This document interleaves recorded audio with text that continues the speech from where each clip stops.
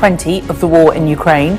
More deadly Russian strikes with another residential neighborhood in Kiev hit. Российский премьер подчеркнул, надо усилить сотрудничество в рамках. Facing 15 years in jail, the editor from Russian state TV who interrupted her channel's broadcast to protest against the war. Despite the ongoing bloodshed, positive noises about peace talks, with Ukraine's President Zelensky saying there's been pretty good progress. Speculation the sanctioned billionaire Roman Abramovich is back in Moscow after his private jet lands in the Russian capital. And Boris Johnson is also on the move with a trip to Saudi Arabia, angering human rights and green campaigners. And breaking news in the last few minutes, Nazanin Zaghari-Ratcliffe's British passport is returned amid fresh hope she could be released from detention in Iran.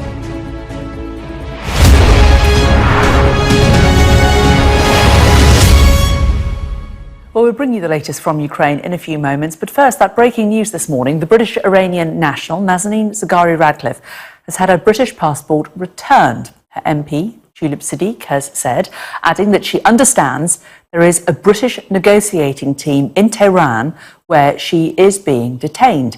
Well, Shingi Banariki is in the newsroom for us this morning. This is potentially fantastic news for her family, but I suppose there have been so many twists and turns in this story, haven't there, Shingi, that possibly nobody wants to get their hopes up unduly. That's right, Jane, but it looks like a bit of a breakthrough in this protracted saga now with her MP Tulip Siddiq, who has long campaigned for her release, tweeting, confirming that she has had her passport returned. In a post just a few minutes ago, she said that I'm very pleased to say that Nazanin Zaghari-Ratcliffe has been given her British passport back. She's still at her home in Tehran. I also understand that there is a British negotiating team in Tehran right now.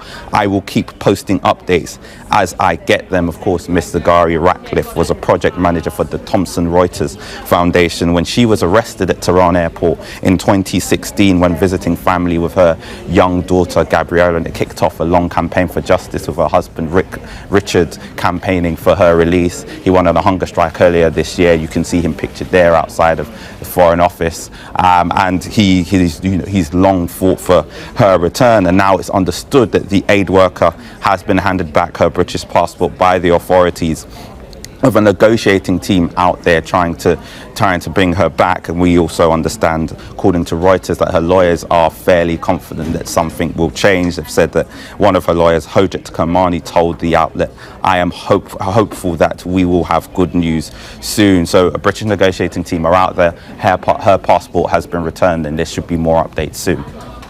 We'll bring them to you as we get them here on Sky. Shingi, thanks very much. Nice to start with some good news. Well, 20 days into Russia's invasion of Ukraine, residential areas of the capital, Kiev, have been damaged by heavy overnight shelling. Ukraine's President Volodymyr Zelensky says that talks with Russia will continue today despite the bloodshed, and has appealed directly to Russian troops to surrender.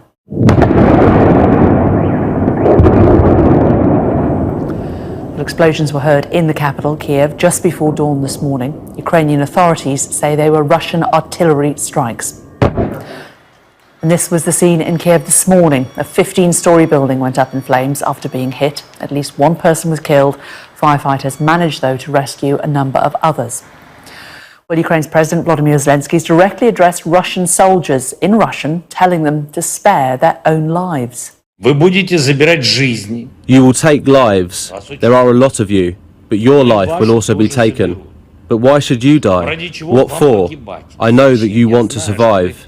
We intercept your conversations. We hear what you really think about this senseless war, about this disgrace, and about your state.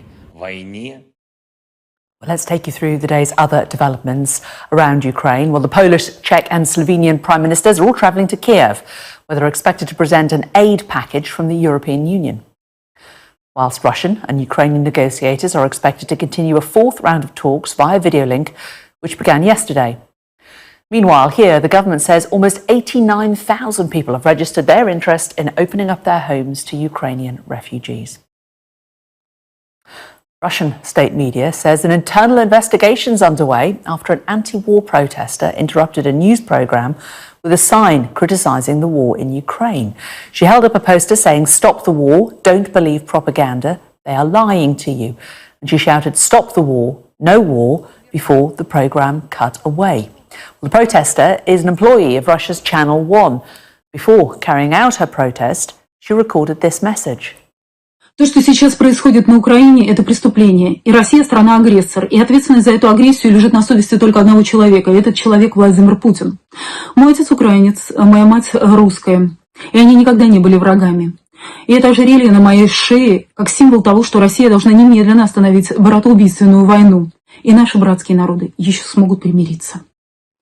К сожалению, последние годы я работала на Первом канале, занимаясь кремлевской пропагандой. И мне сейчас очень стыдно за это. Стыдно за то, что позволяла говорить ложь с экрана телевизора. Стыдно за то, что позволяла зомбировать русских людей. Мы промолчали в 2014 году, когда все это только начиналось. Мы не вышли на митинги, когда Кремль отравил Навального. Мы просто безмолвно наблюдали за этим античеловеческим режимом.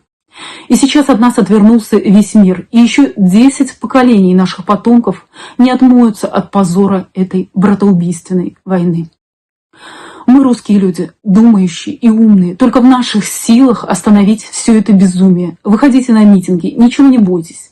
Они не могут пересажать нас всех. Well, our correspondent Alistair Bunkle is in the western city of Lviv in Ukraine. Alistair, extraordinary bravery from this woman in Moscow. Meanwhile, the sirens are continuing in Ukraine where you are.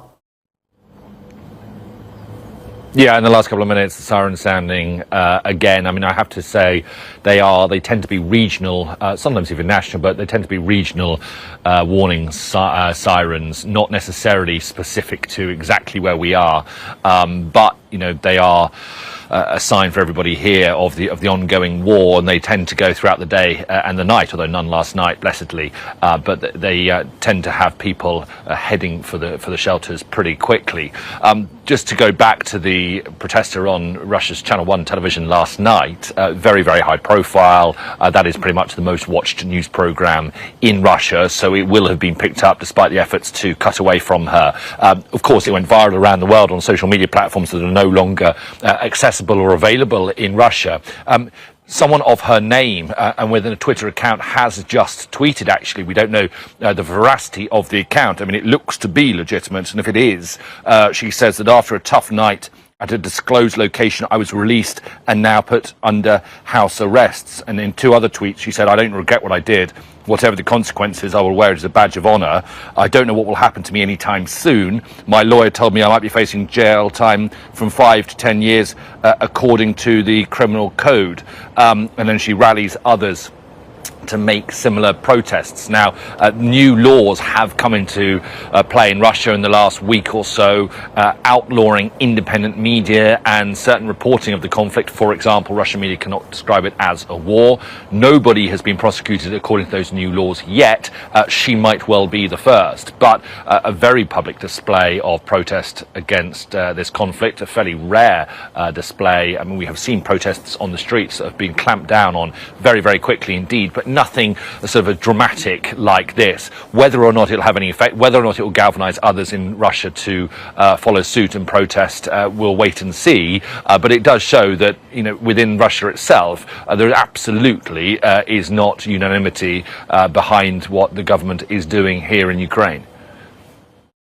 Alistair, thanks very much. And in the last few moments, we've had a line of news from the International Committee of the Red Cross talking about the situation in Mariupol, where they are. They say that people there are, in their words, essentially being suffocated in this city now with no aid. That is coming from the Red Cross in that southern port city of Mariupol. They say that the situation in Mariupol is extreme.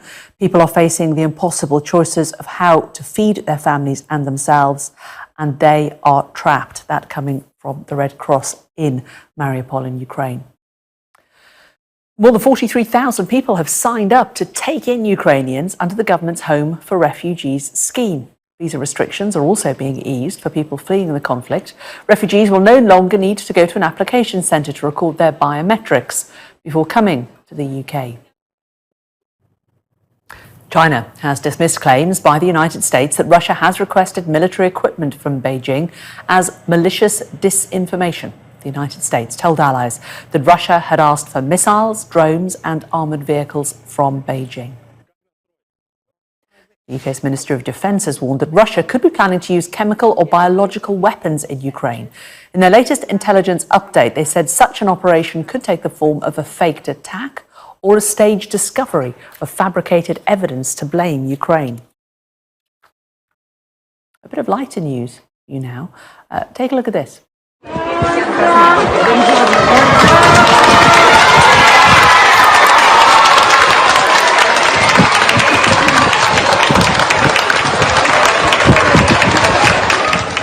Possibly a bit overwhelming. The video shows Ukrainian refugee children nervously arriving at their new school in Italy. They were welcomed by the Italian school children with open arms and a heartwarming round of applause. Now, if you scan the QR code on your screen right now, you can listen to this morning's Sky News Daily podcast. Today, Jonathan Samuels is joined by our data forensics journalist, Jack Taylor, to analyse the latest footage coming out of Mariupol, which has been under attack for 20 days. You can subscribe to the Daily wherever you get your podcasts from. And a reminder, we'll have a special programme with the latest on the conflict today at 1, 5, 6 and 10. And our security and defence analyst, Michael Clark, will be answering your questions on the Ukraine crisis in a live Q&A, a question and answer session at 7 o'clock. To enter a question, email us at news@sky.com, or you can find us on Twitter at Sky News. The Prime Minister is hosting leaders of the Joint Expeditionary Force, a coalition of Nordic and Baltic countries in talks aimed at protecting them from attack by Russia. Boris Johnson will then today travel to Saudi Arabia and the United Arab Emirates to try to convince the Gulf states to release oil reserves to prevent price rises. Well, our political correspondent Tamara Cohen is in Westminster for us. A busy day for the Prime Minister. Just talk us through the morning's events first. Morning, Jane. Yes, the Prime Minister will be meeting leaders of those countries bordering Russia to the west. They are particularly concerned, of course, about the prospect of the conflict spilling over beyond Ukraine's borders. There are a lot of British and American and other countries' troops stationed there in Estonia, Latvia and Lithuania. So they'll be discussing where the conflict goes from here. And then tonight he will fly to Saudi Arabia and the United Arab Emirates, returning on Thursday. This is a very important trip because this is all about the UK and the rest of the Western world weaning itself off Russian oil and gas and where it makes up the shortfall. The idea being that Saudi Arabia and the countries surrounding it, world's biggest oil exporters, can pump more oil so that the global prices can come down and the process of weaning ourselves off Russian oil and gas won't be so painful. So Boris Johnson is going to meet in person with the Saudi leader. We haven't had the details of exactly what they'll be talking about, but of course the government says it does raise human rights abuses on every visit, with the Saudis particularly reiterating our opposition to the death penalty, given that 81 people were executed there on Saturday. So can Boris Johnson try and find a way to do this? Well, he's writing a big article in the Telegraph this morning saying it was a mistake not to have gone off Russian gas back in 2014 when they invaded Crimea. He says that essentially the West was held hostage by Vladimir Putin. He felt he could then act with impunity as he is doing now. Boris Johnson particularly mentioning the attack on that maternity hospital in Mariupol. So as well as ramping up green energy, which he talks a lot about in that article, it will be the Saudis and others who the government hope will be making up the shortfall in our new energy policy. Tamara, thanks very much. Well, the UK government's announced a ban on exports to Russia of high-end luxury goods, while also hitting hundreds of key products with new import tariffs. Ian King joins us now. What kind of goods are we talking about here, Ian? Well, there's a whole range of goods and products. I should point out, I think this is largely symbolic, to be perfectly honest with you. It dates back to something that happened on Friday when the G7 countries announced that they were doing away with Russia's most favoured nation status. And that essentially means that the whole of the G7 can start slapping tariffs on Russian exports. And that's exactly what is being proposed today. Now, the list that the UK government has put out is pretty comprehensive. It says these products have been selected to inflict maximum damage on the Russian economy while minimising the impact of the UK. They include iron and steel, fertilisers, wood, tyres, railway containers, cement, copper, aluminium, silver, lead, iron ore residue, food waste products, beverages, spirits and vinegar, which includes vodka. Now, I should reiterate what I said just now, that Russia's trading partner status with the UK is pretty minimal, to be honest. Russia only accounts for about 1.5% of all UK imports, while our exports to Russia, it's only about 0.7% of our entire export drive in this country. So the trading relationship is not that big, but I suspect the showstopper that everyone will be looking at is what it means for Russian vodka products and sales in the UK. But the irony is, the best known Russian vodka brand isn't actually Russian these days. Stolichnaya, as it used to be known, it changed its name to Stoli, which is its well-known nickname, when Putin invaded Ukraine. It's actually owned by an entrepreneur called Yuri Shefler, who left Russia 22 years ago because he fell out with Mr. Putin. He's effectively been exiled for his criticism of Vladimir Putin. The majority of Stoli vodka is actually made in Latvia, and when the wars began, it actually switched its grain use from Russian grain to Slovakian grain. So it's been doing everything it can possible to try and distance itself from Russia, which is quite ironic. It's even had the Ukrainian flag on some of its bottles more recently produced as well. But it is nonetheless suffering a consumer boycott in some parts of the world because it is very, very identifiable as a Russian brand. The other two big Russian brands are Beluga Vodka and Russian Standard, and in some cases they've already been taken off UK shop shelves. So it is largely symbolic. The other best-known vodka brand in this country, of course, is Smirnoff, which is actually made by Diageo, the British multinational. So it's not particularly Russian at all. In fact, most of it's even distilled in this country. But as I say, it will nonetheless have another symbolic effect. I think probably more meaningful will be this export ban that's been introduced on works of art and luxury products that will go to Russia. That will obviously hit some British luxury goods retailers such as Burberry. But I think the more meaningful announcement today on this front has actually come from the European Union, because that is a far bigger trading partner with Russia than the UK is. Some £80 billion worth of trade goes from the EU to Russia and vice versa, and that will really hit, I think, a lot of the oligarchs. Obviously, the EU has a lot more well-known luxury goods retailers, the likes of Gucci and Prada, for example. Well, those are also going to be banned from selling their products to Russia for the foreseeable future. Any item that's worth more than €300 will not be able to be exported now to Russia. And the EU has also introduced a specific provision related to cars. Any cars worth more than €50,000, well, they will no longer be able to be exported from the EU to Russia. So I think together, you take it in the main, I think what the UK and the EU have done is pretty meaningful. But I think with the UK in particular, it's more symbolic rather than anything else. Although the bigger hits, of course, came when we introduced sanctions against Russia's central bank. That is the big punishing move. OK, Ian, thanks very much. And just a heads up, at 9 o'clock this evening, we're going to have a special edition of our business programme, Ian King Live, looking at the impact of that war in Ukraine and what it is having on the global economy. Just a couple of bits of information we are getting from the United Nations, and this is about refugee numbers. The UN Refugee Agency, UNHCR, has said that now almost 3 million refugees have fled Ukraine. So 2.95 million have now fled, according to the UN. 1.8 million of those have gone to Poland. And they also say, quite interestingly, about the number of children who have also been made refugees. 73,000 Ukrainian children have become refugees in 20 days.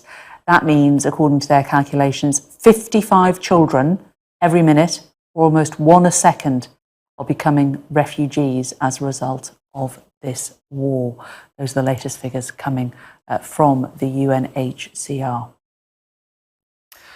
Well, let's get more now from the EU on sanctions against Russia and an EU delegation visit to Kiev. Sky's Laura Bundock is in Brussels. Are there any more sanctions left to put on Russia, Laura? Well, there's the big one, Jane, isn't there? Ban on the import of Russian energy, but no movement on that yet. There is, though, as Ian King was talking about, this fourth package of sanctions that's been agreed now, covering lots of different areas. But the idea is to further isolate Russia, to really squeeze the Russian economy, to prevent it as much as possible from being able to finance Putin's war machine, as they say. But we have a really big moment today. We've got Western leaders. We've got the prime ministers of Poland, Prime Minister of Slovenia and the Prime Minister of the Czech Republic, all on their way to Kyiv this morning. They will be the first leaders to visit Ukraine since the Russian invasion. They crossed at the Polish border at about 7 o'clock UK time this morning, travelling to the capital by train, where they will be meeting President Zelensky in person and also the Ukrainian Prime Minister.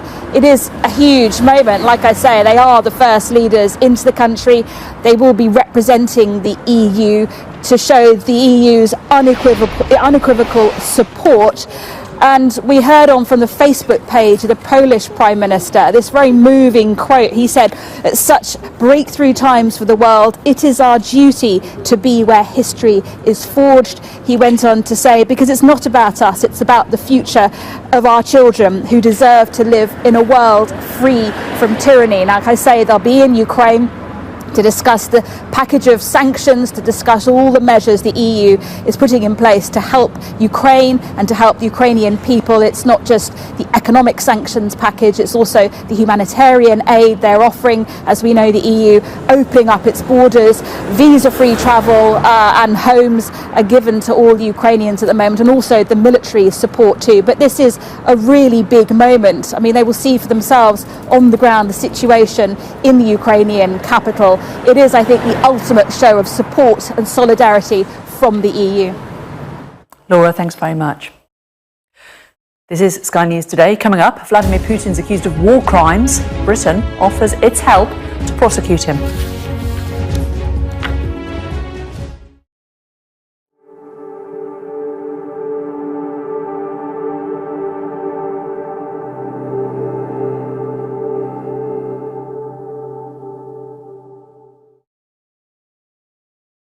I am there to speak truth to power. To ask the questions that people want answered. Yeah, good to see you. When I'm interviewing a politician, it's more rapid fire, but this is not. This is a conversation. The format of the show, so we're going to have an hour-long interview. Welcome to Gabby Dave Global. We are a UK-based online e-commerce store, the first of its kind with license to trade in African products. Some of the products are clothing brands and all beauty accessories, hair and beauty brands, natural aphrodisiacs, processed and dried unprocessed food. Our mission at Gabby Dave is to connect African and Caribbean businesses to customers globally. At Gabby Dave, we ensure our sellers get the best deal for their products. We are not just here to help you reach a wider audience. We are also a distribution center to support business growth by fulfilling orders to your customers from our warehouse, making sure customers receive their products on time. We are inviting all Black-owned businesses to trade on our platform because we strongly believe Africans have a unique brand the customer would appreciate globally. So get in touch today and let us make your product and business go far. Here are some of the benefits of using Gabby Dave Global.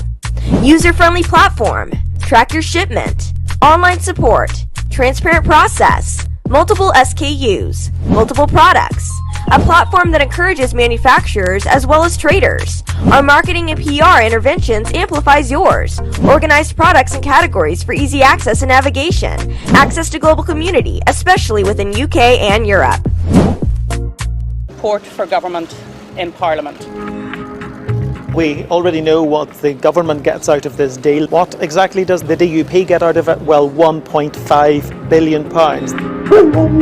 Welcome to Winterfell. It's an iconic location in this globally acclaimed drama. Ophelia was the most powerful hurricane this far east in the Atlantic on record. You can't live in a place like this and not appreciate the environment.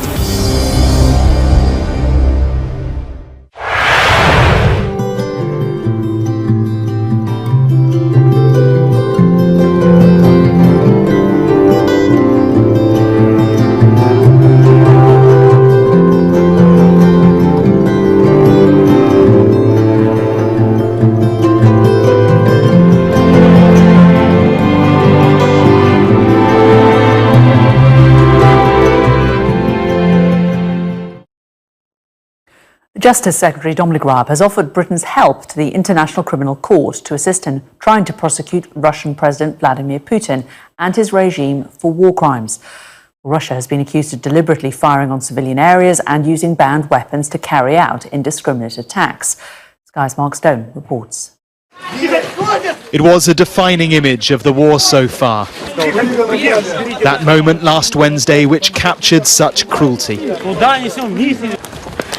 But if there had been some hope then, a sign that she and her baby would be okay, well, it wasn't to be. While we were resuscitating her and treating her for shock, we carried out a caesarean section and took out her lifeless child. More than 30 minutes of resuscitation didn't produce any results.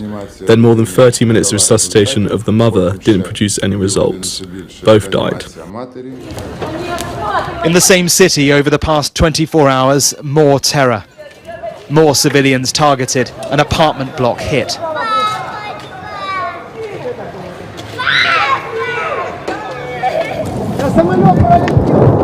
Then the sound of another plane. The only place for cover is the place they'd just escaped.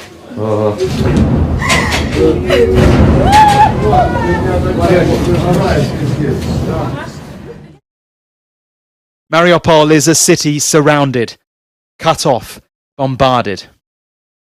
The cruelty, the tragedy is unquestionable, but the crime must be proven. Bill Wiley is Executive Director of the Commission for International Justice and Accountability.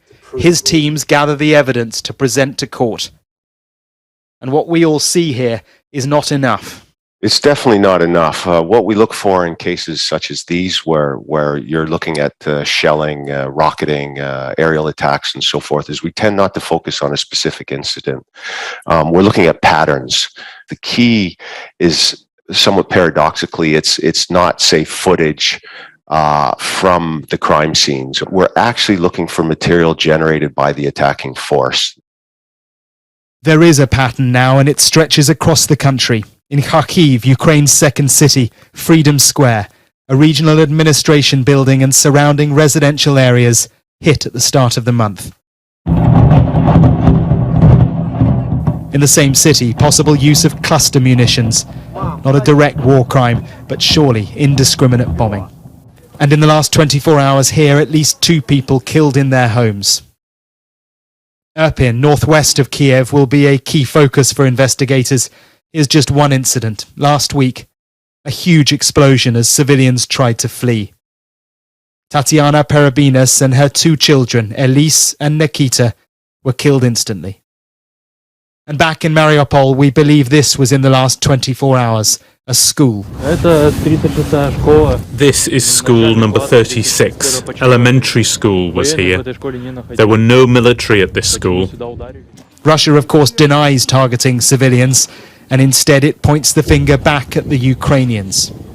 Mariupol's main hospital has not been hit, and inside, in the intensive care unit, in the fight to treat the survivors of all this, the cry this time is of life. Her name is Alana. Mark Stone, Sky News. Let's get a look at the weather.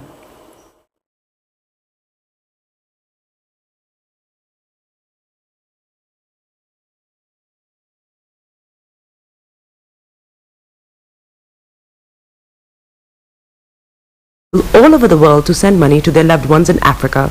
With SendWave, you can send money to Ghana, Nigeria, Kenya, Uganda, and Tanzania. And the best part is, SendWave is absolutely commission-free. Our exchange rates are excellent. You can see for yourself by checking them out on our website. So how do you use SendWave? SendWave is an app that you can download onto your phone from the App Store or Google Play Store. The app is free to download. After downloading it, just open the app and enter your name, email, and phone number. That's it. You're good to go. Make sure you use the promo code SR. S for Starr, R for Radio. This promo code will give you £5 free credit to send to Africa on your first transaction. Your money will be delivered to your recipient within seconds. Feel free to call me on 0749 7377 647 at any time. I'll be happy to tell you all about SendWave and help you in any way I can. Remember to use the promo code SR for £5 free credit. Medasse. Check me out. He tells me my energy is making him tired. Yes! How do you get the energy to do I've been told that I have a lot of energy, but my goodness, I think today I have met my match, people. I have met my match, Miss Suzanne. Wow, amazing. One of the things that's the start of digging the hole of darkness. So what did that? Myself and the world will adjust. And 2019. Forget the proverbial boardroom. Join me, Simone Frazier, on The CEO, the program that gives you the driving seat over your life. Every Tuesday, 8 p.m. only on Starr Radio. Hi everyone, it's your girl BB Clement, the author of How to Go From Employee to Entrepreneur and the host of your weekly business show, BB Means Business, the show where we discuss everything you ever wanted to know about business but you were afraid to ask. How do I start my business? How do I raise the finance? How do I grow my business? Where am I going to find my customers? Join me every Tuesday at 1:30 p.m. on Starr Radio UK to get all the information and tips that you need to become a successful entrepreneur and become financially free. Remember, don't let life dictate to you. Rather, put your signature on life.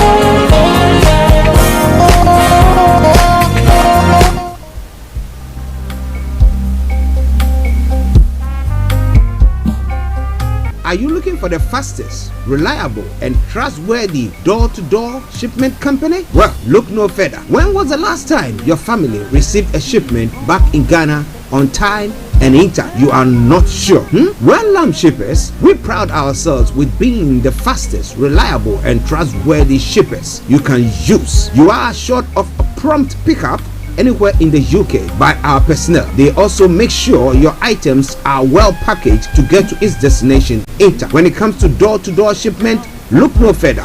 Well, Lamb Shippers, contact us on 07939009321 or 07498911820, or you can visit our website www.welllamp.co.uk. You can also drop us a mail, info@welllamp@gmail.com. Well Lamp Shippers, fast, reliable, and trustworthy.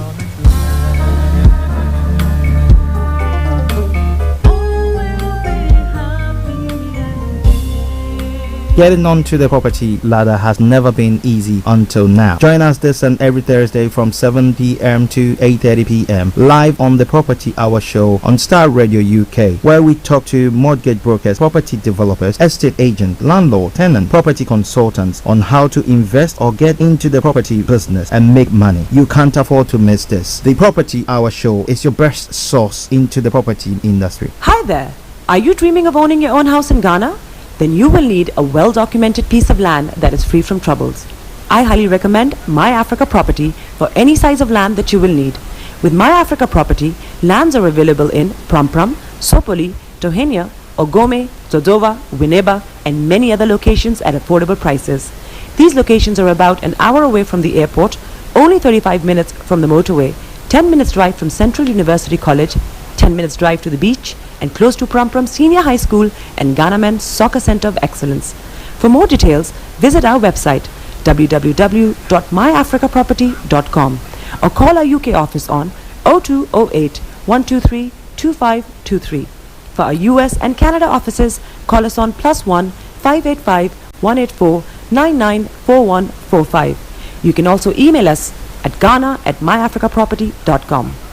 Tune in to On Point here on Starr Radio UK with Empress Regina every Monday at 5 p.m. GMT. Looking forward to your company. Hi guys, this is your friend Uruj from SendWave. SendWave is a money transfer app that is used by people all over the world to send money to their loved ones in Africa. With SendWave, you can send money to Ghana, Nigeria, Kenya, Uganda, and Tanzania. And the best part is, SendWave is absolutely commission-free. Our exchange rates are excellent. You can see for yourself by checking them out on our website. So how do you use SendWave? SendWave is an app that you can download onto your phone from the App Store or Google Play Store. The app is free to download. After downloading it, just open the app and enter your name, email, and phone number. That's it. You're good to go. Make sure you use the promo code SR. S for Star, R for Radio. This promo code will give you £5 free credit to send to Africa on your first transaction. Your money will be delivered to your recipient within seconds. Feel free to call me on 0749 7377 647 at any time. I'll be happy to tell you all about SendWave and help you in any way I can. Remember to use the promo code SR for £5 free credit. Medasse. Body is your ma. Bekutu, show them you got the cocoa set. Ladies and gentlemen, it's your boy Harry Song, aka Mr. Songs. This is the Kingmaker Baba for the girls. We're here. This is Star Radio. Don't go nowhere. UK, London. We call them London. We're here. We call them London. And that's how you know. Just have fun and stay blessed. Hi there, this is CJ Buckman, your life coach. And whenever I'm in London, I listen to Star Radio UK right here. But guess what? You can listen to wherever you are. Radio show. Broadcasting worldwide online 24/7. In your car, At work, at home, on your smartphone. This is Star Radio UK. Are you ready to turn it up?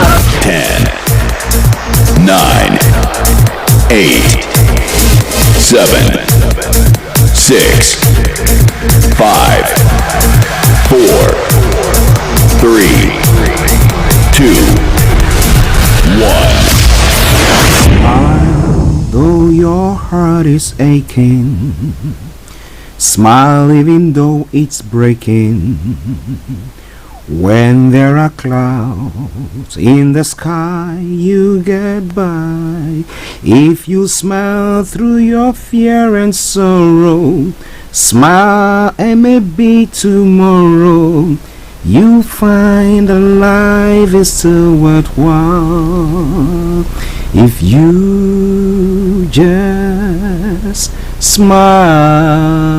Hey, this is Archie and you are listening to Star Radio UK and the Morning Show.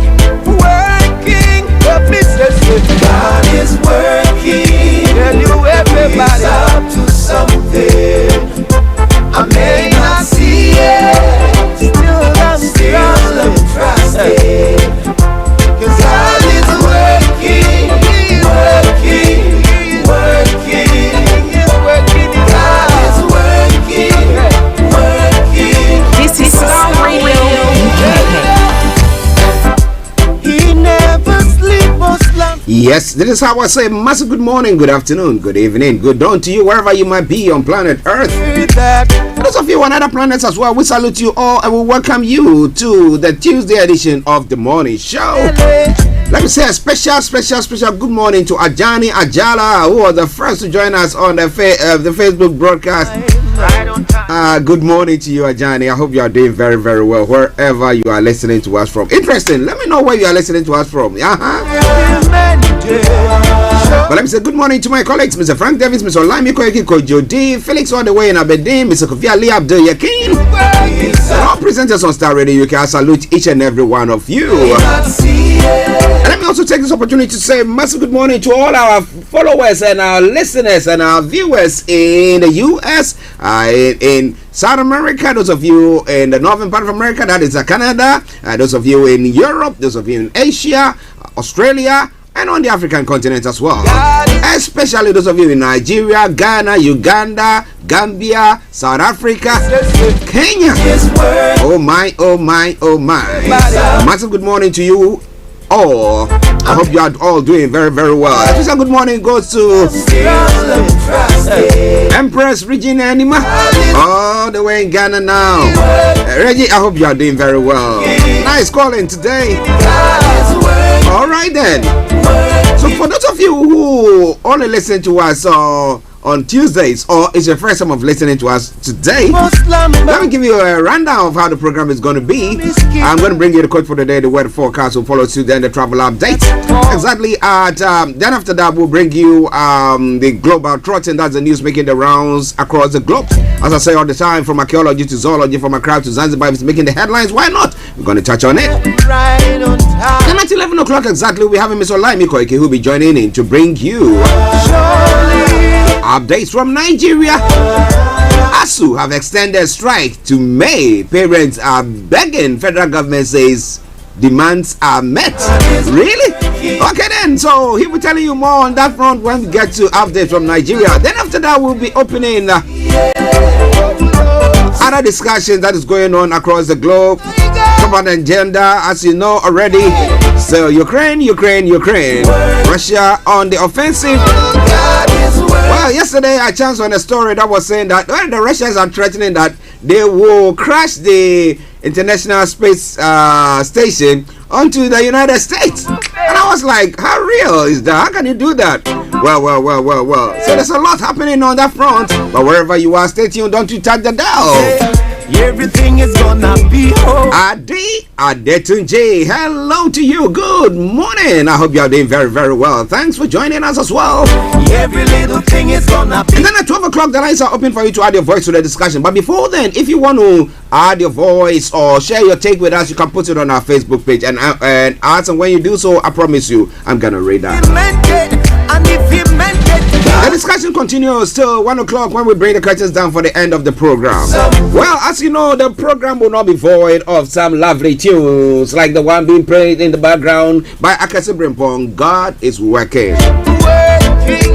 But go a step further by sharing the broadcast with your friends and loved ones and inviting them to like our pages. It is Star Radio UK. It is your favorite African and Caribbean radio station in London.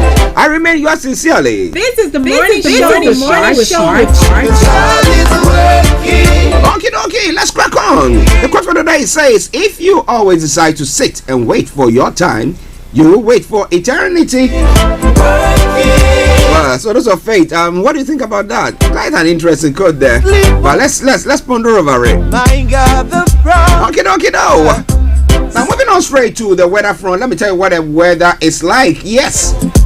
I had information from Ghana that the temperature last night was 27 degrees. They said the real feel is about 31 degrees. And the caller, the one I was talking to, was telling me that they couldn't sleep. They've been sweating like fish in the sea. Well, let me tell you what is happening here in the UK. Well, the weather front. This afternoon, much of England and Wales will be dry with plenty of sunshine, along with some patchy clouds. Scotland and Northern Ireland will be cloudy with rain in the far north and west. Tonight in the north, the showery rain will slowly move to the east to leave clear spells for the far northwest. For the south, cloud will move into England and Wales with rain in the southeast. But a bit of details for the weather in the southeast as well. Well, this afternoon it will be dry and fine with plenty of sunshine and landy sunny spells. it will feel rather warm into the evening. A little more in the way of cloud may develop. Clear spells will persist into the night, but cloud will gradually begin to thicken through the second half of the night. A few spots of rain cannot be ruled out under the thickest cloud. Now the temperature is going to be 15 degrees, the lower is going to be 7 degrees. UV level is going to be low, pollution is going to be low as well. Sunset 18:05 and sunrise for tomorrow morning 06:16 hours. That brings us to the end of the weather forecast. It is Starr Radio UK. God is still working. We take a quick break, and once we come back,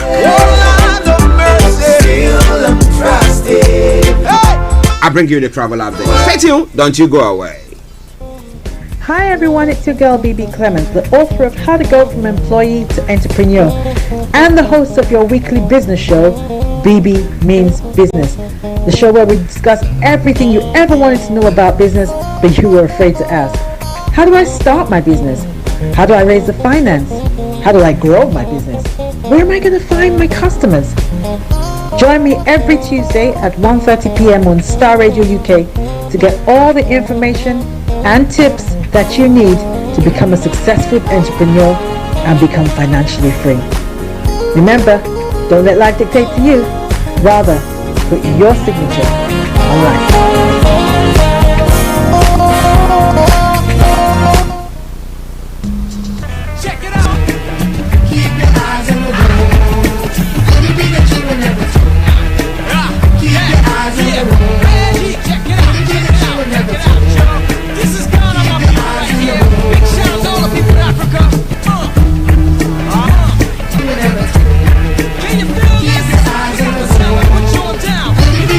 Well, keep your eyes on the roads, keep your eyes on the roads. I'll keep it navigated. I promise I'll on the Starr Radio UK travel update that comes your way every weekday from 10:40. It's now 10:46. So what is your travels like this morning? Check it out. Keep your eyes on the road. Okay, dokie, do. Well, on the underground, there are severe lines on the Jubilee lines. Due to an earlier 40 train, tickets will be accepted on local bus services. The Dockland Light Railway, Southeastern, C2C, and Greater Anglia and Thames Link. Now, when it comes to the Northern Line, as you know, until mid-May, there are part closures there due to some engineering work that is going on. That aside, all the other underground services, good service there. Now, TFL Rail, DLR, London Trambling, London Overground, good service. Now let's move on straight to the river bus this morning. On the river bus from the Woolwich Ferry that is suspended or reduced service, my apologies, reduced service on the Woolwich Ferry. All the others have got good service. But keep your eyes on the roads, keep your eyes on the roads as you keep you navigated. I promise our bomb. Now let's move on straight to the National Rail. On the National Rail this morning, a few incidents here and there. Now, first Transparent Express, Gatwick Express, Great Northern, Great Western Railway, Great Anglia have all got special service. First Haul Trains and Heathrow Express have also got minor delays. London North Eastern Railway, minor delays, and South Western Railway, minor delays there as well. Northern Rail has also got severe delays, and Thames Link special service. So check before you leave. Now moving on to the final segment of the travel update, that's the major roads in London. This is what we have for you, information that we have for you. Now, A10 has got closures, A316 closures, A4 closures, Central London Red Roads closures, and A21 serious delays. And as I will say all the time, well. Good morning, good afternoon, good evening, good dawn to you wherever you might be on planet Earth. Enjoy your commute for today, but you know what? Continue to keep those eyes on the road.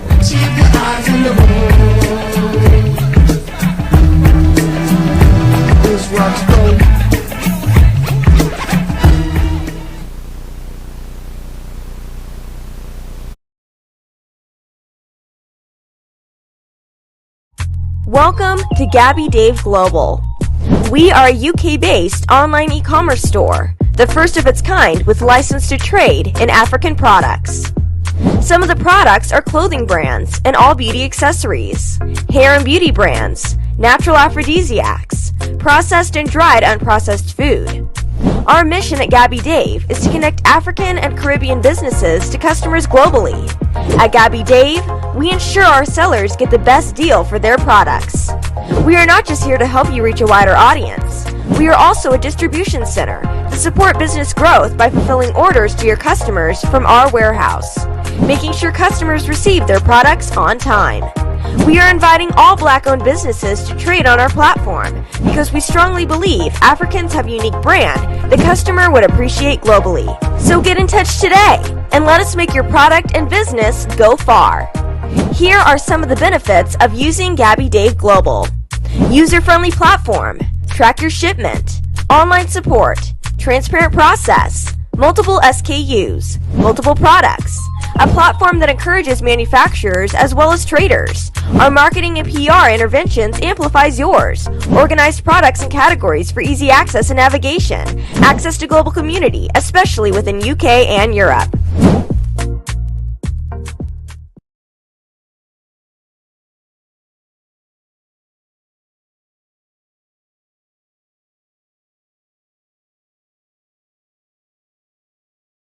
You can send money to Ghana, Nigeria, Kenya, Uganda, and Tanzania. And the best part is, SendWave is absolutely commission free. Our exchange rates are excellent. You can see for yourself by checking them out on our website. So how do you use SendWave? SendWave is an app that you can download onto your phone from the App Store or Google Play Store. The app is free to download. After downloading it, just open the app and enter your name, email, and phone number. That's it. You're good to go. Make sure you use the promo code SR. S for Star, R for Radio. This promo code will give you £5 free credit to send to Africa on your first transaction. Your money will be delivered to your recipient within seconds. Feel free to call me on 0749 7377 647 at any time. I'll be happy to tell you all about SendWave and help you in any way I can. Remember to use the promo code SR for £5 free credit. Medasse. Check me out. He tells me my energy is making him tired. Yes! How do you get the energy to do I've been told that I have a lot of energy, but my goodness, I think today I have met my match, people. I have met my match, Miss Suzanne. Wow, amazing. One of the things that's the start of the Darkness. whole of darkness. So what did that Myself and the world will adjust. And 2019. Forget the proverbial boardroom. Join me, Simone Frazier, on the CEO, the program that gives you the driving seat over your life. Every Tuesday, 8 p.m. only on Starr Radio. Hi everyone, it's your girl BB Clement, the author of How to Go From Employee to Entrepreneur and the host of your weekly business show, BB Means Business, the show where we discuss everything you ever wanted to know about business but you were afraid to ask. How do I start my business? How do I raise the finance? How do I grow my business? Where am I going to find my customers? Join me every Tuesday at 1:30 p.m. on Starr Radio UK to get all the information and tips that you need to become a successful entrepreneur and become financially free. Remember, don't let life dictate to you. Rather, put your signature on life. God is working, He is working, He is working. Tell you, God is working, working, working. But me says God is working. Tell you everybody, He's up to something. I may not see it, still I'm trusting. 'Cause God is working, working, working, working. God is working, working, working. He never sleep or slumber. My God, the promise keeper, sees every tear that falls, every tear that falls. My God is never early, and He is never late. He's always there, right on time, you know. And if He said it, surely He meant it. And if He meant it, surely He will do it. God is working, He's up to something. I may not see it, still I'm trusting. This is Starr Radio UK.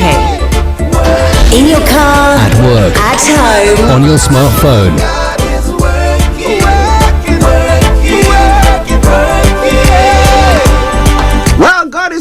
happening. And as I say, you might not see it. It doesn't seem, it doesn't feel. But however, I want you to be rest assured. Some way, somehow, things do take along nicely and we get to where we want. It's now 5 minutes to the top of the hour. Let me quickly take you on a flight, a very fast, very speedy one across the globe. And then I'll be having Mr. Olayomi and Mr. Frank Davis joining in a moment. But now, a quick one. The son of man that he should repay. If he said it, then he meant it. And if he meant it, well, when it comes to the story, it's making around 89,000 sign up to UK refugee sites. Those wanting to host an individual or a family from Ukraine can now register their interest online. If you have done so, kudos to you. I say well done, well done, well done. A friend in need is a friend indeed. And I think you are doing your best on that front. That's some information that came through. Zachary Radcliffe, UK's passport has been returned to her. The British Iranian woman has been detained in Iran on spying charges for more than 5 years. But unfortunately for her, this morning her UK passport have been handed over to her. So it gives a glimmer of hope that somewhere, somehow, some good news is coming our way. Or are we running, putting the horse before the cart, or the cart before the horse, whichever is appropriate? Well, West made terrible mistake after Crimea. That's what the Prime Minister is saying. Boris Johnson says the West allowed President Putin to get away with annexing the peninsula in 2014.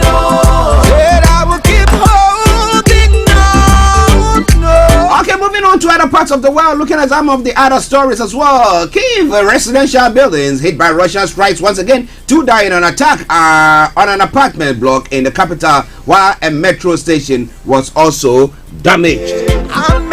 It's all coming your way from Starr Radio UK, your favorite African and Caribbean radio station in London. Zelensky urges Russian troops to surrender. The Ukrainian president says Russians who give themselves up will be treated as people decently. Well, information coming through is that they've been picking some intel, listening in on their conversation, and I found out that some of them are saying, no, what's all this war for? I mean, why are we killing our own? Oh well, how true is that? Is it still the propaganda? Well, yesterday, Russian journalists who protested on Russia TV has been detained. Mariana of Zianakova, as lawyer says that he cannot find her after she held an anti-war sign on state TV.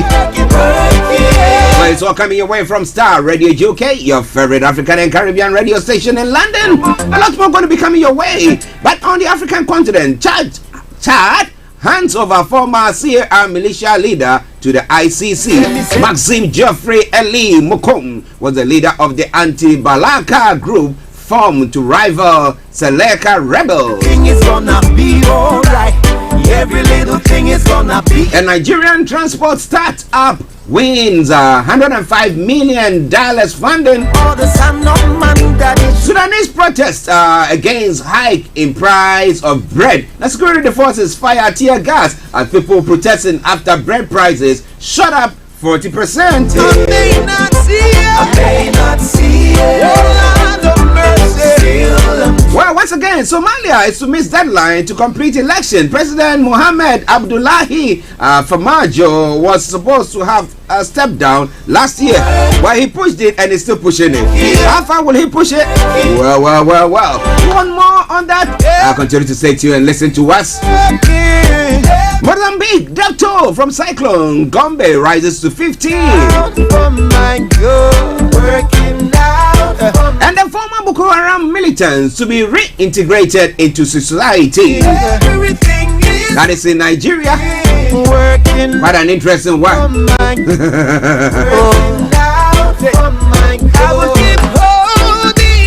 But it's all coming away from Starr Radio UK. Well, when the Speaker of Parliament decided that, well, I have some people coming in to come and just speak to me as guests, and I thought, okay, I'm busy doing something. Why not I let my chief of staff just see them? Well, people are taking it on the round 10, saying that, well. In what capacity is Kofi Ato acting? Well, let me tell you, he's acting as a deputy speaker What do you want? Okay. But we're looking into all that stories in a moment. So coming away from Star Radio UK, your favorite African and Caribbean radio station in London.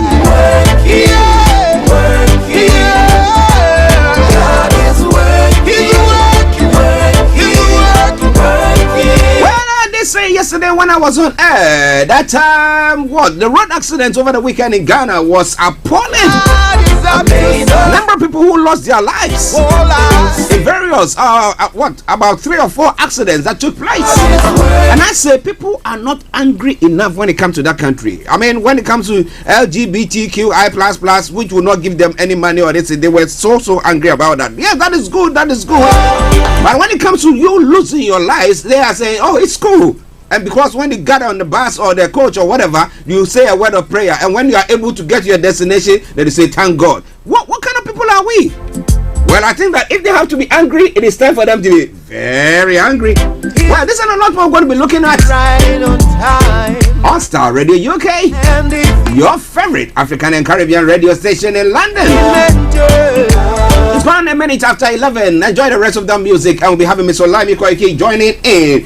Join Dr. Olusola Oni Ilana, UK coordinator, as he hosts Alana Emeritus Professor Banji Akintoye during the Ileana UK chapter town hall via Zoom on Friday, 19th of March 2022. An announcement, a special one coming all the way from the Ododuwa group. Okay. Once again, welcome to the program. Don't you go away. Just stay glued to your sets. Share the broadcast though. Thank you very much.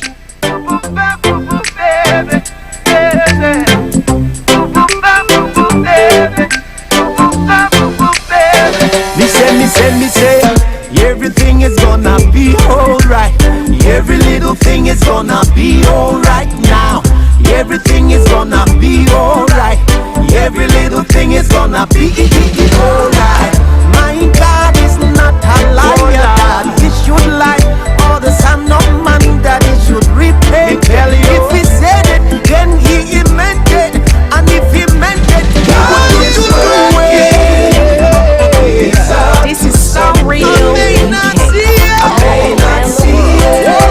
The best radio show. My God is working every day, every hour. Working.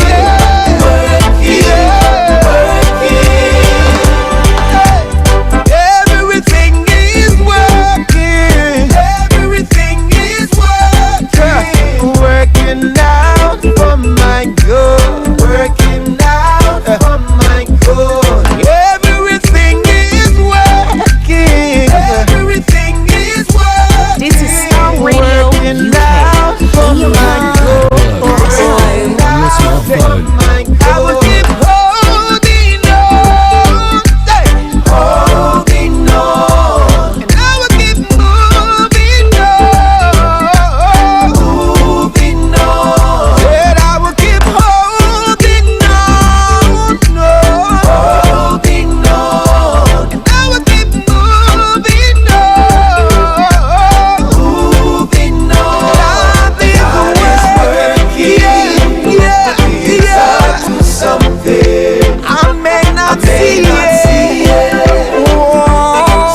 Let me say a special good morning to Amayo Jergene. Amayo, how are you doing? And thank you very much for joining us as well. Whilst we wait for Mr. Olayomi Koiki to join in, I've got Mr. Frank Davis in the house, and let's go straight to him and say, Frank, massive good morning to you. Good morning and good morning to our listeners, wherever they are. Fellas, special good morning to you. Good morning to our brothers and sisters who are fleeing the war in Iraq, in Nigeria, in Ukraine. Because as we speak, Archie, people are being killed in Ukraine, but a lot of people are also being killed in Nigeria. So we cannot lose sight of what is happening in Nigeria. I saw a video yesterday when someone was praying. He said, it's a funny one. It was like, the way we go to church these days, say, let's pray for Ukraine. Let's pray for Ukraine. So she was commenting, let's pray for Ukraine. And it was like, even in war, people can still get water. Even in war, people can still, their rules are okay. Even in war, apart from light being cut and generators are still providing, we are not in war. We have to go and queue for fuel. We have to. No, even not in war. Their situation is worse off than those who are in war. The way she put it is even in war, people can still get food because people are helping them. Yeah. We have been killed over here for years and no one is coming to our aid. Praying for Ukraine is like misdirected. That Nigerians need more prayer than the Ukrainians. And to a large extent, you begin to see the wisdom in what you say. It might sound funny, people might think it's insensitive, but you know, she has a lot of point. Yeah. How are you doing? Archie, I'm doing very well. I'm doing very well. The Ukraine issue again, we've been following it, and it's all about the hypocrisy of the West that we sometimes look back and say the world can be different if and only if people can be truthful. Okay, now we're going to be coming on that. We're going to be looking at the protest that took place on air in Russia and the consequences of that, and as to whether the information that the Ukrainians are picking or listening in on the conversation of the Russian troops, how truthful is that? We'll be looking into all that. But we've got Mr. Olayomi Koike, who is also joined in, so we'll be going straight to him for the update from Nigeria, and then after that we'll go into all the other discussions that we have to bring you today. But still, God is working.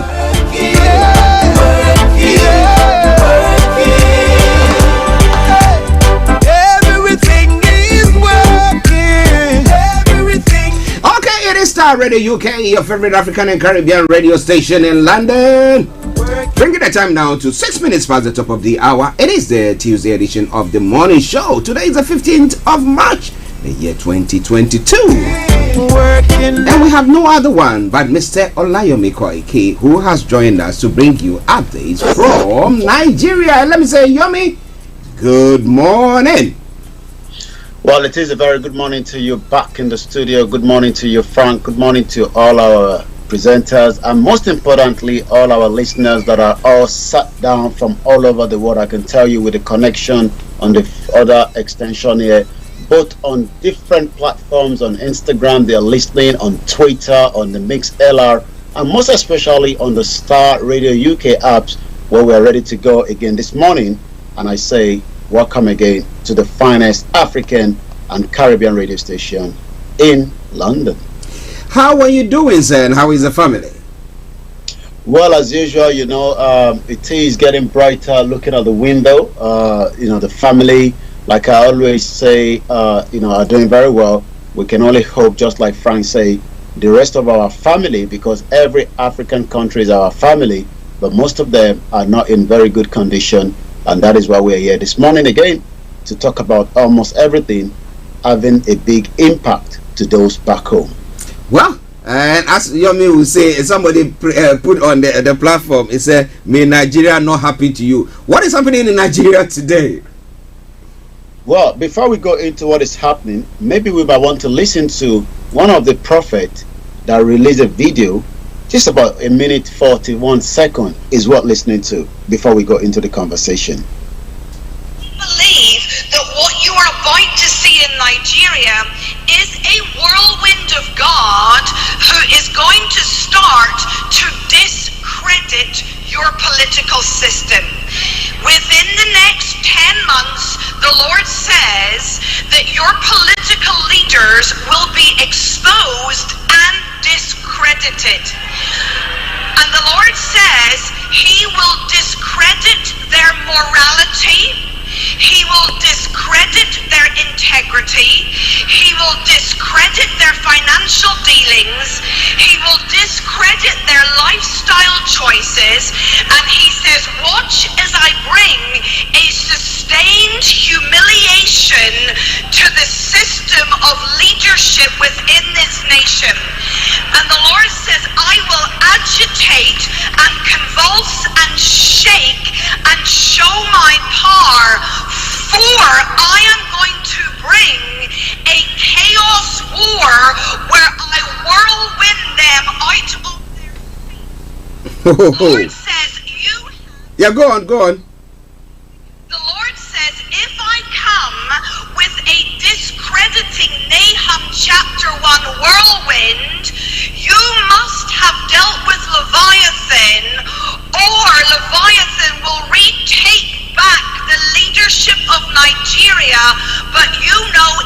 7 times worse at that point. That is Emma Starr. Emma Starr is an Irish prophet known around the world for her authority and authenticity, a 4th generation Bible teacher. She communicates with the rare clarity, humor, and Celtic boldness. Let me say this is not the first time that we are saying, I've only saw this coming out of Nigeria, but there's been a lot of prophecy from different people in Nigeria that is saying that there will be a crisis within now and the 2023. It can be averted only if the politician will listen. When this video came up to me about yesterday, it already said the same thing. There's so many prophecy, but if we leave prophecy alone, the late Dr. Malafia did say this year is the year where a civil war might engulf Nigeria based on some of the intelligence that they had. I was able to interview one of the wife, the closest wife that was with MK Abiola. MK Abiola was the one that was killed after the 1993 election that was not given to him. The wife that was with him during that process, she's now part of the self-determination movement.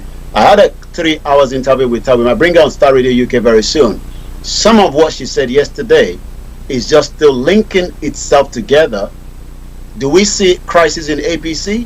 Osibajo might be contesting for the presidential election. That means he's going to be challenging the leader of the APC that says, I am the kingmaker, Bola Ahmed Tinubu. This is Starr Radio UK.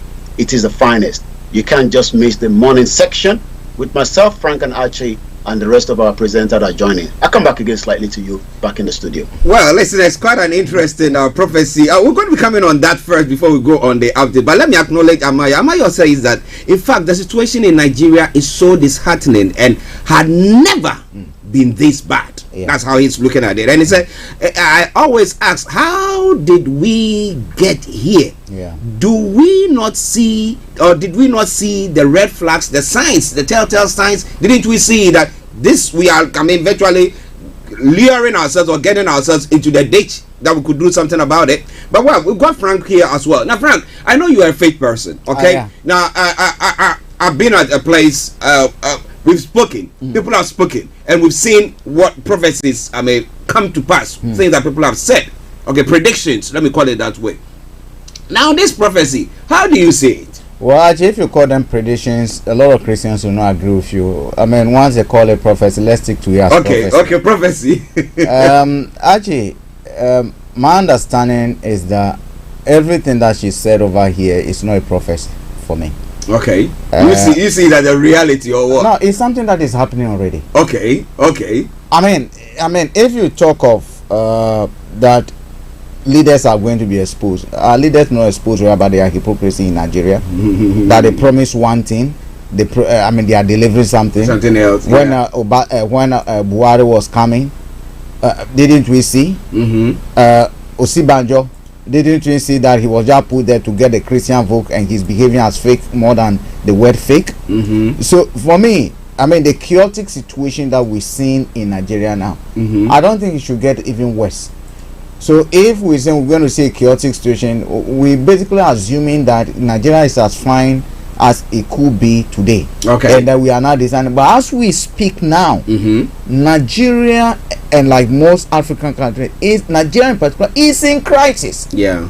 A nation where we have bandits murdering, slaughtering, ravaging people like no man's business on a daily basis. That people are pulled from their homes, slaughtered on the streets, and the security scene. What again do we expect? So if we just praying, let's pray against a prophecy that bad things are happening, then probably you are blind, because at the end of the day it is happening. So anyone sitting here now thinking that let's pray against what is about coming, we are not solving the problem, because if we don't solve today's problem, then we'll get to what is about coming. But everything that she said over is already happened. So for me, this is we are living through it. This is not prophecy for me. In my view, you see that it's real. We are already there. What did she say over here that we are not experiencing in Nigeria today? Yeah. What did we say? Buhari is dead. Picking in between his teeth in London. Yeah. People are being slaughtered. Yeah. How many times has Buhari promised that there will not be any bloodshed, people will not be killed again. But the day he promises, the following day we have bloodshed. Are you getting me? So what are we talking about? That's why it saddens my heart. Yeah. When I see ECOWAS leaders line up condemning what is happening in Ukraine, and I mean, so meanwhile, the headquarters of ECOWAS, where we do have the so-called ECOWAS, we have chaotic situations over there that brothers and sisters are being killed on a daily basis. So actually, if she talks about hypocrisy, God is going to expose these people. The way will is already here. The promise that we were told were made to, or issues that were we'll solve this. They lied to us. We voted for them. The way is already at work. It's already blowing, and we can see the evidence. Okay, we can see the evidence. Kofi Ali Abdul Yakin, good morning to you. He said, "What a hopeless people." Okay, and Amaya says, it's not a prophecy, but a reflection of what is happening at the moment. That is it, and that is exactly what Frank seemed to be saying. But we're during the course of the program, we'll be looking at the AU leaders or reps from the various countries meeting in Ghana to look at coup d'etats that is happening on the continent. We'll be looking at that. It's quite an interesting thing. Why somebody says, well, there are coup d'etats.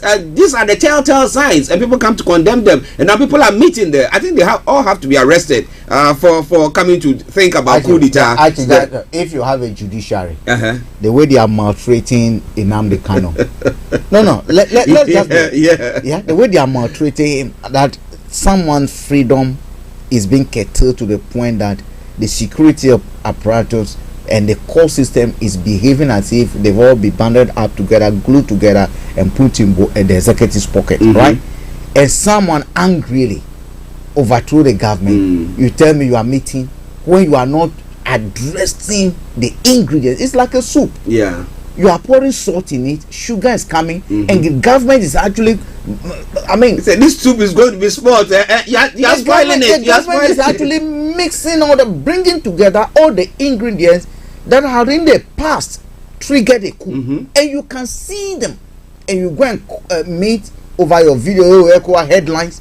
These are headline grabbers, but they are not problem solvers. Okay. It is Starr Radio UK. Okay, let me read one of Amayo's statements and then we'll come to Yomi. Now, he said that this government came into power through pure propaganda and fallacy, which we all agree to that. And so that is exactly what is happening. But listeners, it is Starr Radio UK. It is your favorite African and Caribbean radio station in London. With me in the studio here, Mr. Frank Davis. In our North London studios, Mr. Olayomi Koiki, who will be bringing you more of the other stories making the rounds. Over to you, Yomi.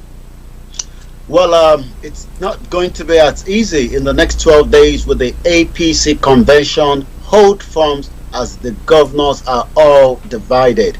Also with the PDP, which you're going to be talking more as well, it doesn't seem to be going on with them very good as well, as there's now verbal war between Wike, the Rivers State Governor, and Obaseki. I mean, my missus, my wife was watching with me yesterday, Wike speaking.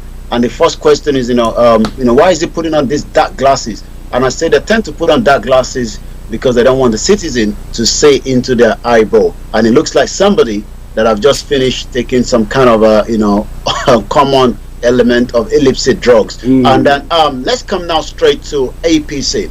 We've been talking about this since last week. The president is currently not in town. The president left in the hope that things will be resolved. Hopefully, maybe before you arrive back, because we know he's now going into the second week. That is, if there is no extension of his stay here in London, because by Sunday coming will mean 2 weeks that the president is currently out. Doesn't mean that there's nobody in charge. The vice president is in charge. But what we can confirm this morning, according to information from one of the print paper in Nigeria, that the vice president Yemi Osinbajo, that has been with the government since 2015 when they came on the mantle of change, might also be putting his head into the ring, as he has informed his superior that he will be contesting for the presidential election. What and how is this going to happen in terms of a union that have brought them together? Remember that the kingmaker that called himself the kingmaker, Bola Ahmed Tinubu, the former governor that even the daughter was saying from the headline, the ex-governor Tinubu's daughter says Tinubu was sick for some time, vehicles to break down. So that means it's telling Nigerians that yes, we know that vehicle breaks down and sometimes you're going to have to take it to the MOT, and that is why Tinubu was outside the country for almost a month here in London, in America, taking treatment. Is now fit, according to the daughter. At the different period last year, Tinubu traveled abroad for different medical treatment in various reports. So now we have this loghead. If Osibajo will be contesting as well with Tinubu, we're also getting information that Jonathan might be crossing to APC. Where does the ticket lies is the question, in the heart of millions of those that still want Nigeria to have the 2023 election, because we got to continue to say that not everybody at this stage, at this hour, do want a Nigeria anymore, because we know the Biafrans want a self-determination out, a peaceful mission. Likewise, the Yoruba people that are also demanding that 12 days to the National Convention of the APC, All Progressive Congress, the ruling party has failed to sell forms to aspirants, while the committee set up by the APC to ensure that the convention moves smoothly have failed to begin sitting. So we're going to have to monitor and see that. Remember, I told you when I came back in February that an APC might eventually break into a couple of political parties before even the convention, or maybe after the convention. We see how that goes. Let's go to ASU. Now, before we go to ASU, Yomi, yes, apologies. Now, Tinubu, Osibanjo, who is the vice president, has thrown his hat into the ring for it. Had this announcement. He hasn't officially declared, but there's an indication that might be coming up, because he needs to do so in time before the convention. Okay, and then but we know that Tinubu is saying that he is going to buy for it. The national leader has already put his head in the ring. Okay, so now when it comes to the formation of the APC, now which parties? Where does Tinubu come from? Is it from which faction? It was from the southwest, with the same as Osibajo. So Tinubu literally came out of the AD union that brought that union, that formation, to the APC that we are not talking today. So Tinubu was the former governor. Osibajo worked as one of the the chief justice during Tinubu tenure as 8 years in governor. People believe that Osibajo should be the boy for Tinubu, because Tinubu is the kingmaker. But he has said, as a kingmaker, I can also be the youth, because he's calling himself the youth at 69. And people have to wait after he has become the president if they have any interest, which he would then hand over to the followers, or to the person that has the biggest follower after he has done his own term. I think Tinubu held Tinubu Supporters Union. Even held a program in London that was on Friday over the weekend. I chanced on a video like that. My only worry,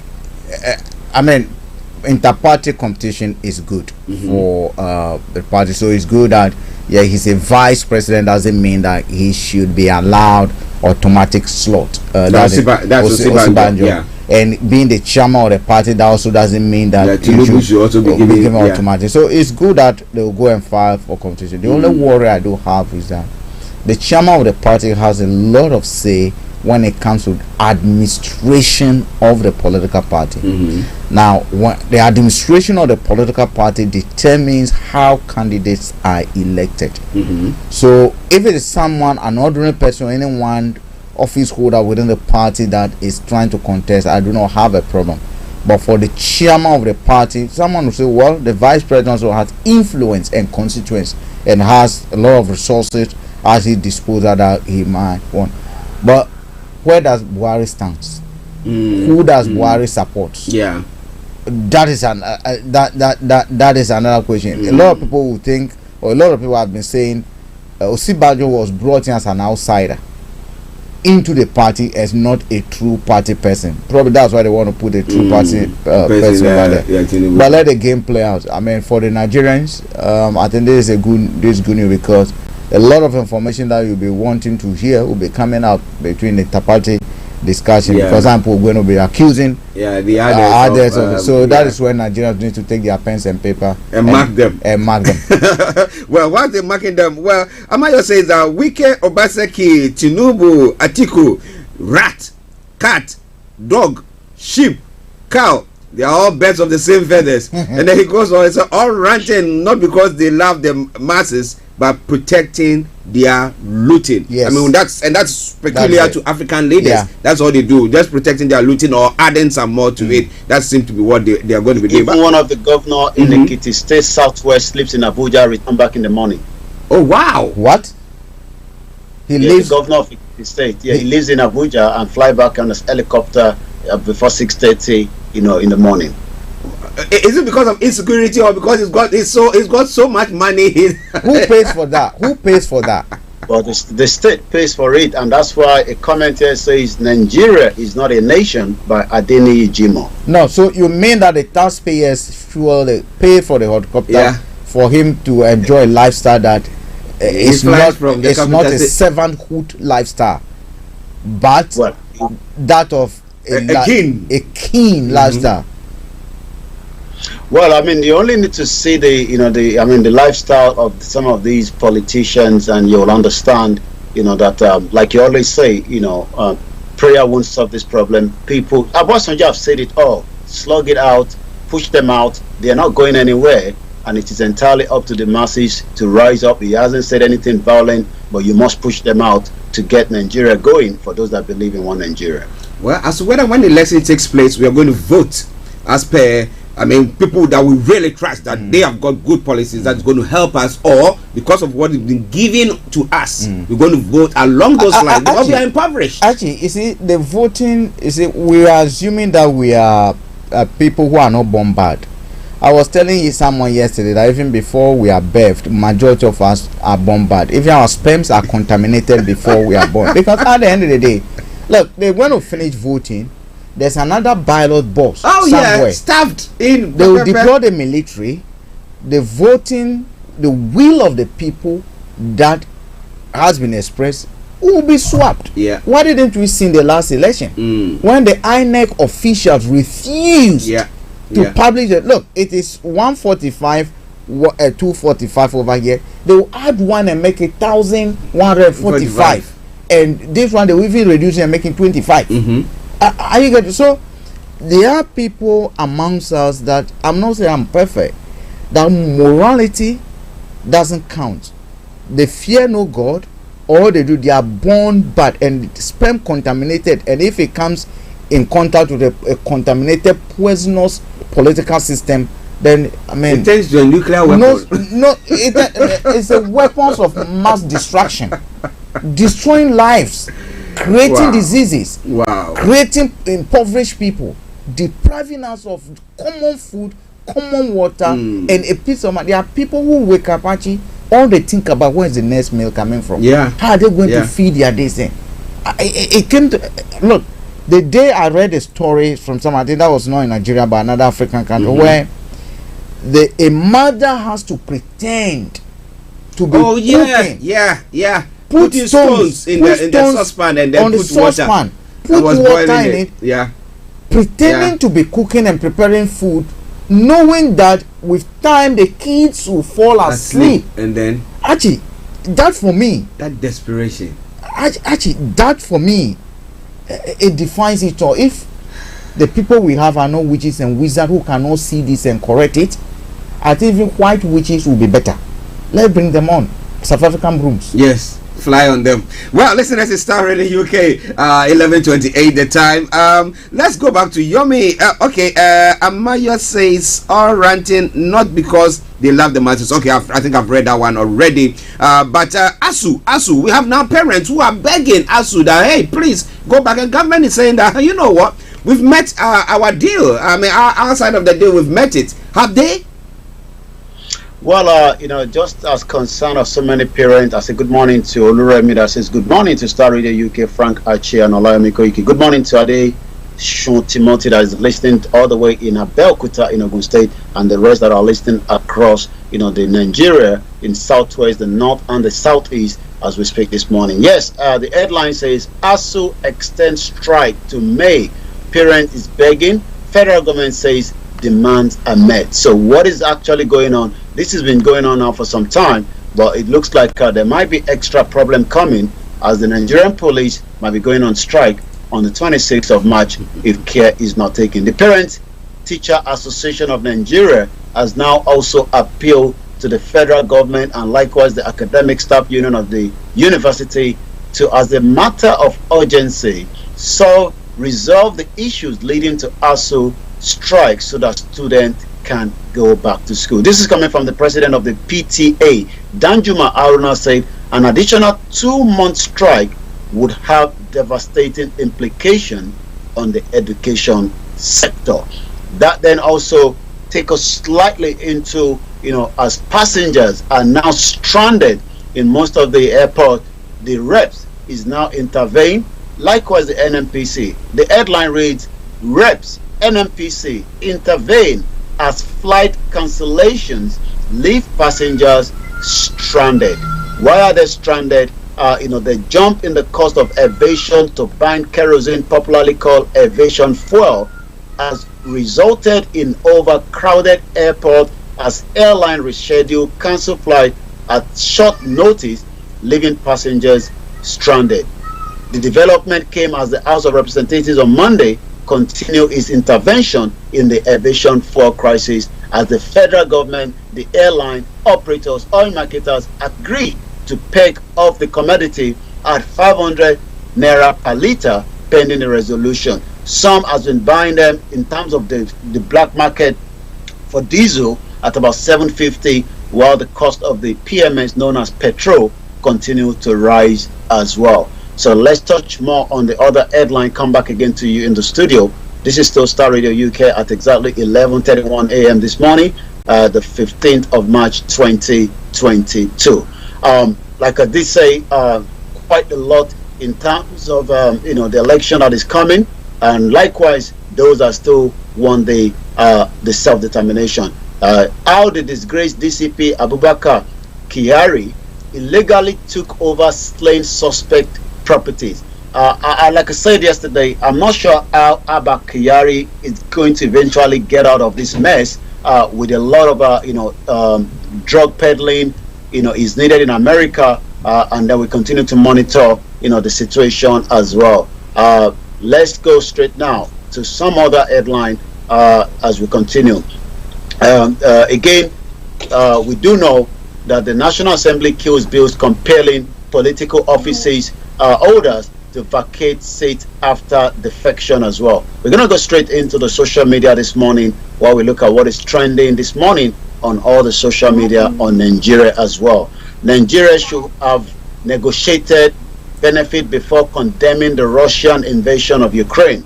This is coming from Reno Omokiri, we could have made Putin put in something in our kitty. If he refuses, then we ask the West what they can give us. Sentiment for Wudon Bilefu.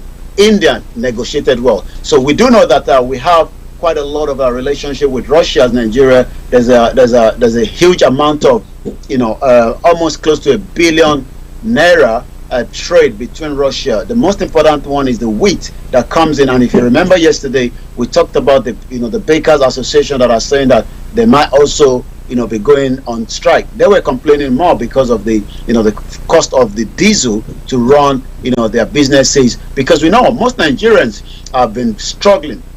And that will quickly maybe just take us to one headline, a total blackout when we call the situation with electricity in Nigeria. This was news that was coming from yesterday after we left the morning section, and it goes like this: a nationwide blackout, and the reason for that is the grid has collapsed again. It will not be the first time that this is happening. The national power grid collapsed yesterday, causing a nationwide outage as the entire system crashed due to the loss of 1,100 megawatt from 3,700 megawatt peak generation earlier recorded. This was just as airline operator in Nigeria yesterday warned that they have only 3 days left to shut down operation over lingering of scarcity of. So you can see it's like I keep saying, it's like a pressure cooker. Everything is just coming out, and it seems the government is losing track. For the power sector, as at yesterday afternoon, the system was yet to pick up load, according to the grid operation reported. I don't know what the current situation is as at this morning, but according to what we know, the Minister of Power, Mr. Abubakar Liu, called an emergency meeting yesterday to resolve all the outstanding issues with the stakeholders in the Nigerian electricity supply industry as a result of the worsening power situation. According to the grid, which we can say a little bit, there's about 25 gencos on the grid. 19 were producing power as of 8 a.m. when the grid at about 3,869 megawatt, but that began to reduce gradually until it dropped to about 2,761 megawatt by 10 a.m. yesterday, after 6 gencos went down, leaving just 13 before crashing to zero at about 10:40 a.m. So you could see that a lot of this situation, is what a lot of Nigerians are more concerned when it comes to the current present situation in Nigeria. So let's go back again slightly more to the social media and read more of what is trending on Nigeria this morning on Star Radio UK. Simon Ekpa, from today, the 15th of March 2022, the liberation of the Biafra from Nigeria has begun. Going forward, if the Nigerian Boko Haram control army kill our women and children or burn our communities like they have done almost daily basis for the past year, it will be met with consequences. So you can see that there is a lot of tension, in the southeast. We do know that there is a military, present heavily, and there's so many reasons for that, because the Nigerian government believes that the unknown gunmen atrocity that they're pinning to the IPOB are denying that is going to do with the politician using that to and without evidence, because one of the governor in Southeast did say so, that the unknown gunmen are not the IPOB. These are the other political party trying to destabilize, and I think this was the Imo State Governor Uzodinma that said so last year as well. Let's touch more on some of the other headlines from the social media this morning. Quite a lot of pressure. I'm looking at Debo Macaroni, a very popular public figure. During the NSAS, he was almost stripped naked, as those that was present on the ground. I once again urge the federal government of Nigeria, this is coming from his Twitter handle 2 hours ago, to do everything possible to settle with ASU. Nigerian students should not continue to suffer like this. Please stop playing games with the education and the future of Nigerian students. They deserve better. I'm going to take 2 more. Ifa Funsho at Funsho Graphics. Nigerian constitution was written based on corruption, not progress. The amalgamation of the 1914 was based on corruption, not progress. The only thing uniting Nigeria is corruption, not progress. That is why they can't trace billion to ordinary cop like Abba Kyari account, but also is on strike. Remember yesterday the wife collapsed during the hearing for a bail application for Abba Kyari. About 4 billion naira was traced to his account from 2019 up to date, with 8 different accounts. And the last one from Aye Mujuba. Everything is on the verge of collapse in Nigeria, yet Buhari is in UK enjoying himself for 2 weeks, and many of you still rooting for another 70 plus and athlete fellows like him because of personal gain. Suffer, no detire Nigerians. That is about it. Let me come back again to you in the studio because of time constraint. It is Star Radio UK, the finest African and Caribbean radio station in London at 11:38 a.m. Yes, listeners, Mr. Olayomi Koiki in our North London studios bringing you updates from Nigeria. And let me sincerely apologize for the work that is going on in the North London studios, because we've got the able assistant trying to pull all the strings and making sure that things work perfectly there. So, Baby Koiki, thank you very much for that good work that you are doing. But before I go to Frank for any reaction to what Yomi has said there, Amayo says Nigeria coexistence and bonds seized in 2014. Break it up. It goes on further to say power will never be stable in Nigeria because the cabals are the major importers of alternative sources, and we've talked about that several times, because they are importing the generators and doing all that. Why would they let there be enough power from the national grid to supply everybody? And Amaya says, well, Nigeria is bad. It goes on to say it's worse, and he says it's worst. Now I said, which other word can he use to describe it? He says doom. Frank, I mean, when you listen to such situation, and I mean, how the opulence of our leaders. Now look at the fact that parents are now begging the ASU that please, lecturers, please go back. But the lecturers are saying that we're not going because if they are saying tighten your belt and we don't see them tighten their belt, rather getting an extension to their belt, then what's the point? Actually, it's a very, very difficult situation, and I think we do have three problems that, in my view, are the genesis of some of these things. One, the inactiveness of we the citizens. I say this because a lot of us, we talk about politics, we talk about leadership, we comment on our leaders, but we do not take active responsibility for what they do. Which means that when it comes to even elections at the local level, you believe in ideology of, or you believe that one party will do better. We sometimes wait for political parties to come to our doorsteps, sometimes bribe us to go and vote. My view is that if we do complain today, and we've been complaining over the years, we still have the problems we have today because we have actively not participated enough. Own the process, own the system, and take matters to our own hands. And look, I want this situation to change. 1,000 people within my neighborhood, 2 miles to my left, 2 miles to my right, I am going to, as a way of making a difference, knock on their door, discuss with them the problems that we face as a people. And when it comes to election, even at the local level, we all demand what we want and vote for people who represent our views.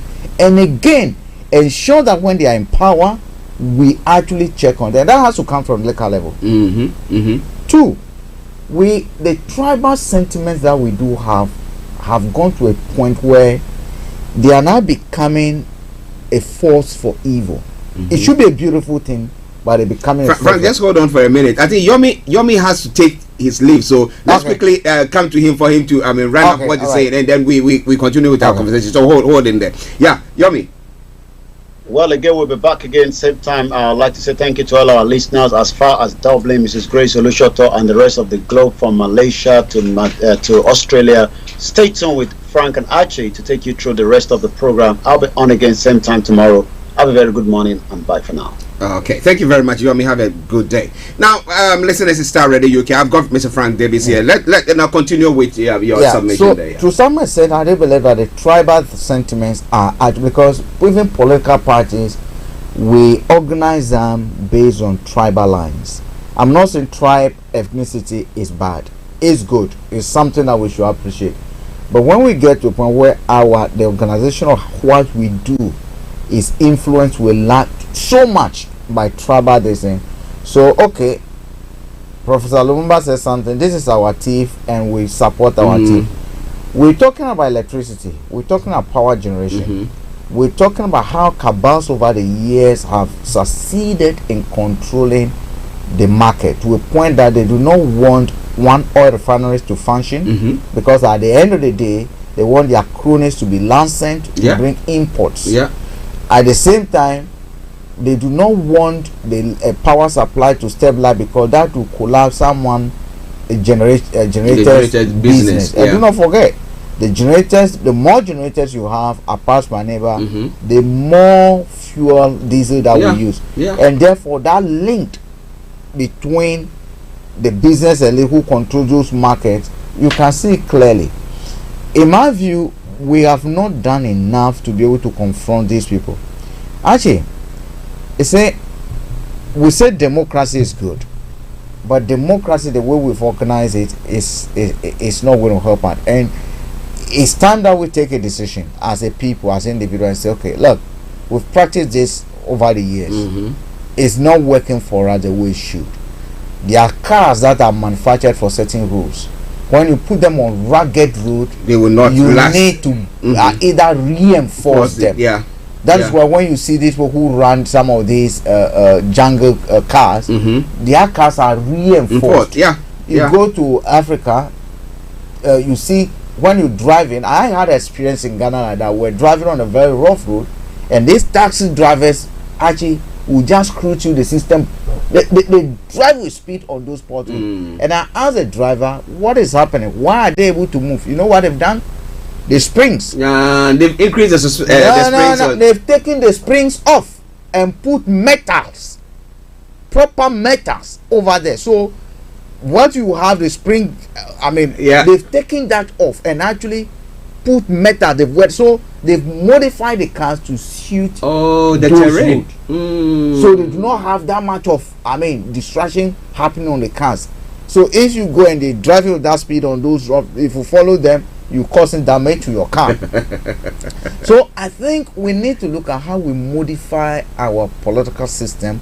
I'm not saying let's go and take guns, but I think something needs to be done. We're talking to a man who has amassed how much? 5 billion naira between 2009 to 2020. What did he do? Did he win lottery? No. There must be evidence. Did he win lottery? And then you sit back and you ask yourself, okay, I'm also a graduate. Let me just go and join the party. And you go say, this is how we do it. We should make some of this and very not rewarding. We should frown on them. And finally, I think we celebrate too much money. Oh yeah, we do. We celebrate money and put our brains aside. That we do. You can be a murderer once you have money. That money covers all your money. We do not question even the source of our wealth. Look, Archie, something was mentioned about food and wheat. I am very worried for Africa. You see what is happening in Ukraine, Russia. They supply about 20% of the global wheat. All right. We know bread is something that we love in Africa. Have we or have you heard African leaders coming out to how strategically we're going to win ourselves off importation of wheat? No, cool. We want to see how to put continue to keep by ourselves. now we should be hearing statements, plans being put in place. Look, we are at war. War has been declared in Ukraine. We must declare war against importation of fuel. Nigerians should now be looking at how they kickstart refinery in. They have wheat plantations, but they're not doing it. We need to look at how do we measure this. How do we kickstart refinery at those plants now? Ghana should be telling us how they're going to offset the importation of flour.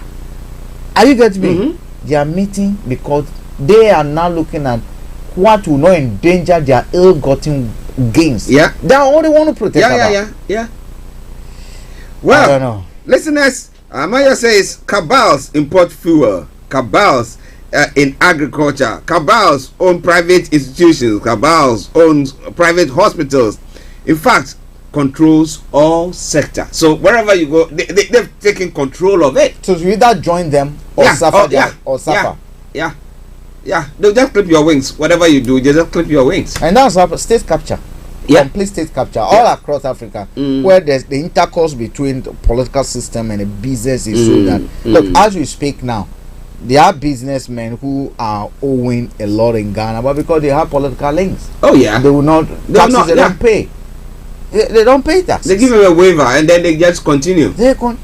We have been told that every Accra Psychiatric Hospital is being sold. They say it's been sold. Well, the health minister is saying that it's not being sold, but they're trying to renovate it, and they want it to be part of the 110 hospitals that were promised by the president, and therefore big service. We know it's privatization policy that is taking place. To a point where a school, rich school that was established in 1961 or 66, Lansing, that has been sold to a private developer. Rich church schools. Around that area. About those cluster of schools had been sold. The land has been sold. Actually, and you ask yourself, what at all is happening? So if all this is going on, and someone say, if you're not careful, there'll be a coup, and you think those people who are seeing the realities They are prophets. These Call are them. telltale signs. They are They tell you, prophets. look, we are going to crash. So we won't crash. We said that we are heading towards the cliff. We said, oh no, there is no cliff. Well, listeners, it is Starr Radio. Okay, the lines will be open exactly at 12 o'clock. So if you have any comments, you just wait for us. We'll be on that. But we will continue with our discussions. But let me start from because of where we've got into and what we are discussing so far. If there is another coup, the military should be disbanded. We're going to be coming to that. That is a statement that is coming. I will tell you the source of that statement. But let's take a quick break and we'll continue with the conversation. It is Starr Radio UK, your favorite African and Caribbean radio station in London. Hi guys, this is your friend Uruj from SendWave. SendWave is a money transfer app that is used by people all over the world to send money to their loved ones in Africa. With SendWave, you can send money to Ghana, Nigeria, Kenya, Uganda, and Tanzania. And the best part is, SendWave is absolutely commission free. Our exchange rates are excellent. You can see for yourself by checking them out on our website. So how do you use SendWave? SendWave is an app that you can download onto your phone from the App Store or Google Play Store. The app is free to download. After downloading it, just open the app and enter your name, email, and phone number. That's it. You're good to go. Make sure you use the promo code SR. S for Starr, R for Radio. This promo code will give you £5 free credit to send to Africa on your first transaction. Your money will be delivered to your recipient within seconds. Feel free to call me on 0749 7377 647 at any time. I'll be happy to tell you all about SendWave and help you in any way I can. Remember to use the promo code SR for £5 free credit. Medasse.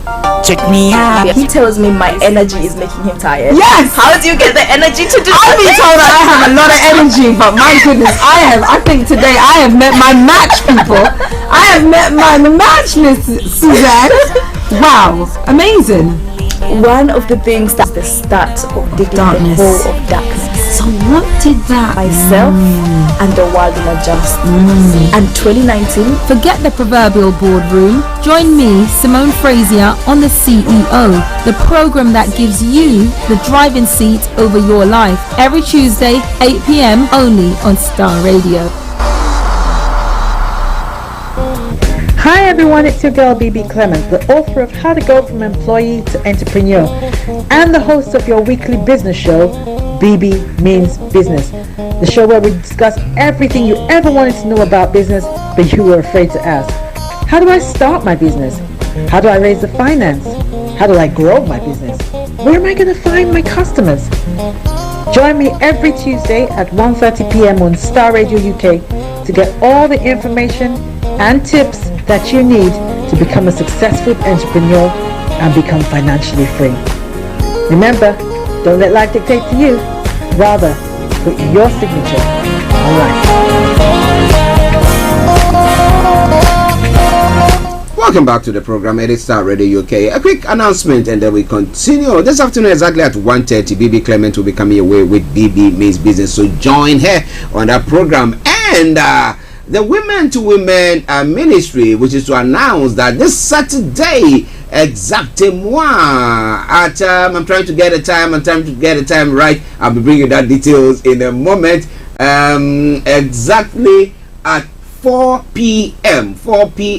And those of you watching us, you will see the poster on the screen. The Women to Women's Pampering Day, Saturday 19th of March 2022. Time 1 p.m. to 4 p.m. My apologies, 1 p.m. to 4 p.m. Address Fulham United Reformed Church, 472 to 480 Fulham Palace Road, London. The postcode is SW66HY. The speakers will be those who will be involved. Because it's a pampering session. Letitia, who is a skincare expert. Elo Whiskey, who is Mary Kay consultant. Laide, Faron B, skincare. Esther Hadassah Eyes, and then mother and daughter creations. They are all going to be there for your hair, for your nails, makeup, beauty, free gifts, and much more. Make sure you make your way there. Pastor Annette Hercules is going to be hosting that program. It's a free admission. In the quote, she said, she is clothed with strength and dignity, and she laughs without fear of the future. When she speaks, her words are wise, and she gives instruction with kindness. Proverbs chapter 31, verses 25 to 26. So if you're a woman listening to us, it's something for you. There's for a discrimination. Yeah. Pastor Ned, this is discrimination. Who says men do not want their toes and nails to be done? This is discrimination. They call it manicure. Meanwhile, with the men, they don't allow us to be. Why don't you do manicure? Woman cure. Or they should do pedicure. Pedicure. How about those who were crying in Ukraine when the men were asked to stay back? Yeah, you see. The transgender. Now they decided, no, that was a mistake. We want to be women, not men. You know, you claim to have done a sex change from a woman to a man. Now they are asking you to stay back and fight. Let the men stay. He said, you are crying that you are originally a woman. Anyway, well, listeners, Starr Radio, you can visit Frank Davis for you. So the women, that program is for you. Get yourself there to enjoy yourself. Okay, now let's move on to some of the stories that we were looking at. And if there is a coup, if there is any other, if there is another coup, the military should be disbanded. That's an article that somebody's written. Dr. Samuel J. Safo. Okay, he says he's a columnist. Now he says that those pleading for no coup in the country are singing a swan song if they believe that those with the propensity and capacity to plot a coup will desist only on account of their feeble pleas. Now, those with the intent to plot a coup will go forward with the evil plans. They call it evil, but others will see it as good. Now, if there is another opportunity that they can succeed in subverting the constitutional order of the country and government should therefore make all efforts to secure the country with these facts in mind. Now, we have various countries. We have Guinea, we have Burkina Faso, we have Mali, who have all conducted coups. Somebody say, oh, they are French-speaking countries. They are all being controlled by the French, and that's why maybe they've done that. But hey, people are doing it. Now, you look at the telltale signs that we were talking about. Yeah. You look at the security issue that's going on in Nigeria and how desperate people are just to go about their normal duties, just to make ends meet for themselves, not even dependent on government, which government doesn't do.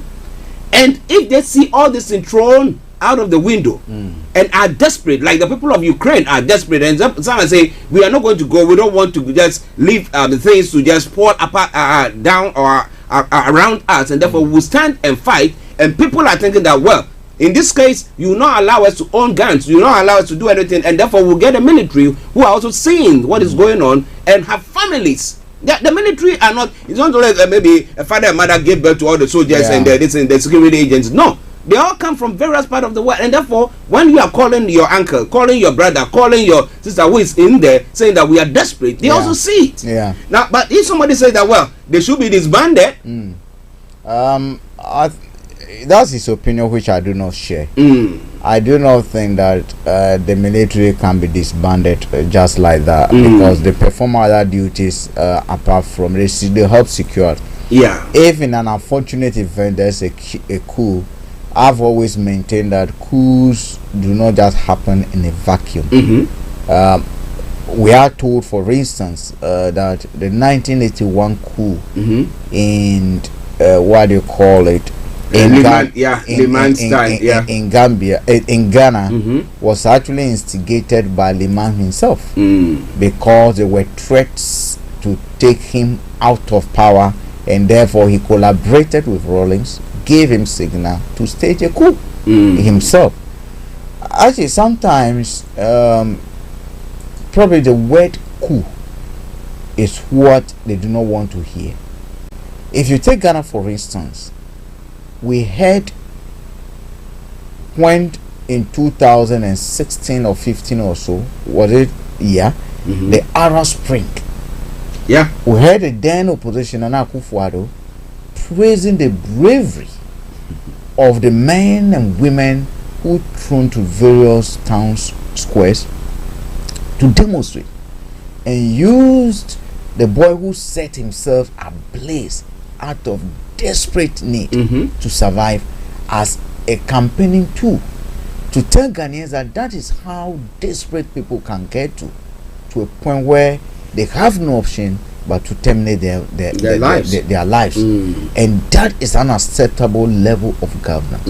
As we speak now, people are dying as a direct result of their inability to look after themselves. Is it because they did not call it coup? Should we change the narrative? Is that an English word? Coup d'etat, and call it revolution by the people? If it is led by the people, should it be justified? Street protests? Yeah. Should it be justified? You see, when you sit down and you see how manipulative and corrupt the system has become, and you expect that democracy, which part of the in running it must have institutions that help speak, shape, correct the government or help the government to take decisions, you see all of them so corrupted, then what option do you have?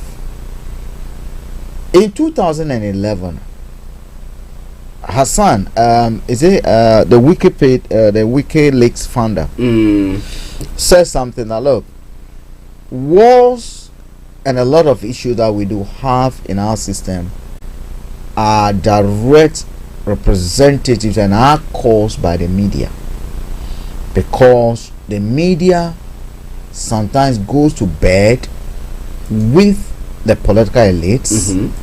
They hide the truth, they do not speak the truth, and that results in a lot of trouble. If we want to avoid it, we need a clean media, we need it. Are we going to say that the most Ghanaians now will look at the judiciary in the face and say the judiciary have done their job? Can we say today, let's take example in 2007, when a Supreme Court judge has to be appointed by Kufuor administration to enable them overturn a non-guilty verdict against Chachu. If someone has taken arms that this is executive direct interference with the judiciary, what would we have said? When people are conducting coups on our lives on a daily basis, because if you think coups are going to bring hardship, decisions that are being taken by the governments are bringing hardship, killing us on a daily basis. If Archie, if someone shoots me and probably I'm dead today, and someone steal money that is supposed to, basically get me a borehole not to drink infected water, and I go to drink infected water and get a chronic disease, which of them is a saint? Kill me slowly. Is the person who stole money meant for a developmental project, and deprive me of a facility which would have stopped me from getting infected, getting ill, give me a chronic problem, affecting my chances of life and my livelihood, and might therefore create an intergenerational problem for me? Or the person who just shoots me now and deprive my family of the resource they have as me? Who is more guilty? They are none of them. They are all guilty. None of them. The people of La today, they had a hospital. We went and demolished a hospital that we were building them a hospital within 12 months. How many months now? Not even a block in 24 months. No, now we put a sign, a tip of stand there. If a pregnant woman dies because there's no hospital close to them, who has killed them? How is that different from someone picking a gun and shooting a judge? Same. I mean, there's nothing different from there. But I think we've got, we've got Kofi Ali who has joined in. But listeners, it is Starr Radio UK, the Tuesday edition of the morning show. The lines are open. You want to call in, it is 0208-133-2257 or 58. 0208-133-2257 or 58. Those of you in the US, Canada, Caribbean area, it is 0017183032737. 0017183032737. You can also text or WhatsApp us. This is 07539661744. 07539661744. Our Twitter handle is Starr Radio UK, and email address is info@starradiouk.com. And let me say good afternoon to you, Mr. Kofi Ali Abdul Yakir. Good afternoon, my brother Archie, and good afternoon, my brother Frank. Good afternoon. How are you doing, sir? Well, as far as God is working, what else do you expect? Okay, good. We thank God for that. God, the Lord is working, isn't it? And the good work is doing. No life, no what that somebody's even complaining in Nigeria, upside down. Everything is upside down. He's doing wonderful work. What is interesting here is I think something is wrong with us. Honestly. Seriously wrong. We want what is right. Everybody wants what is right. But how to make things right, we have a problem. And every day we come and sit down and talk about things that you ask yourself, are you really serious? And put everything on the table. You'll realize something is wrong. President Akufo-Addo, isn't it? President Akufo-Addo, is that not true? Spent all his life, from when he was a child, he wanted to be the president of Ghana. Do you know that? Yeah. He grew and fought since he was a young man till he's 72 and he became the president of Ghana. Is that not true? But on one condition, he told Ghanaians what he wanted to do for Ghanaians, because that is the only way he can be the president of Ghana. And Ghanaians listened to him, believed him, and they voted for him. Is that not true? Akufo-Addo is not the first president of Ghana. There have been so many presidents who have come, woefully failed. Mention one that succeeded. One. Including Kwame Nkrumah. Mention. And then, when they all leave, then this one came. So, people who even understand what's happening, you will have realized that if you are really thinking, something is wrong with the system you are running. Seriously wrong. And what you are still doing, you are doing exactly what the British set you up to do. Do political theories, do economic theories, mislead yourself intentionally, and pretend everything will be fine. Let me give you a good example.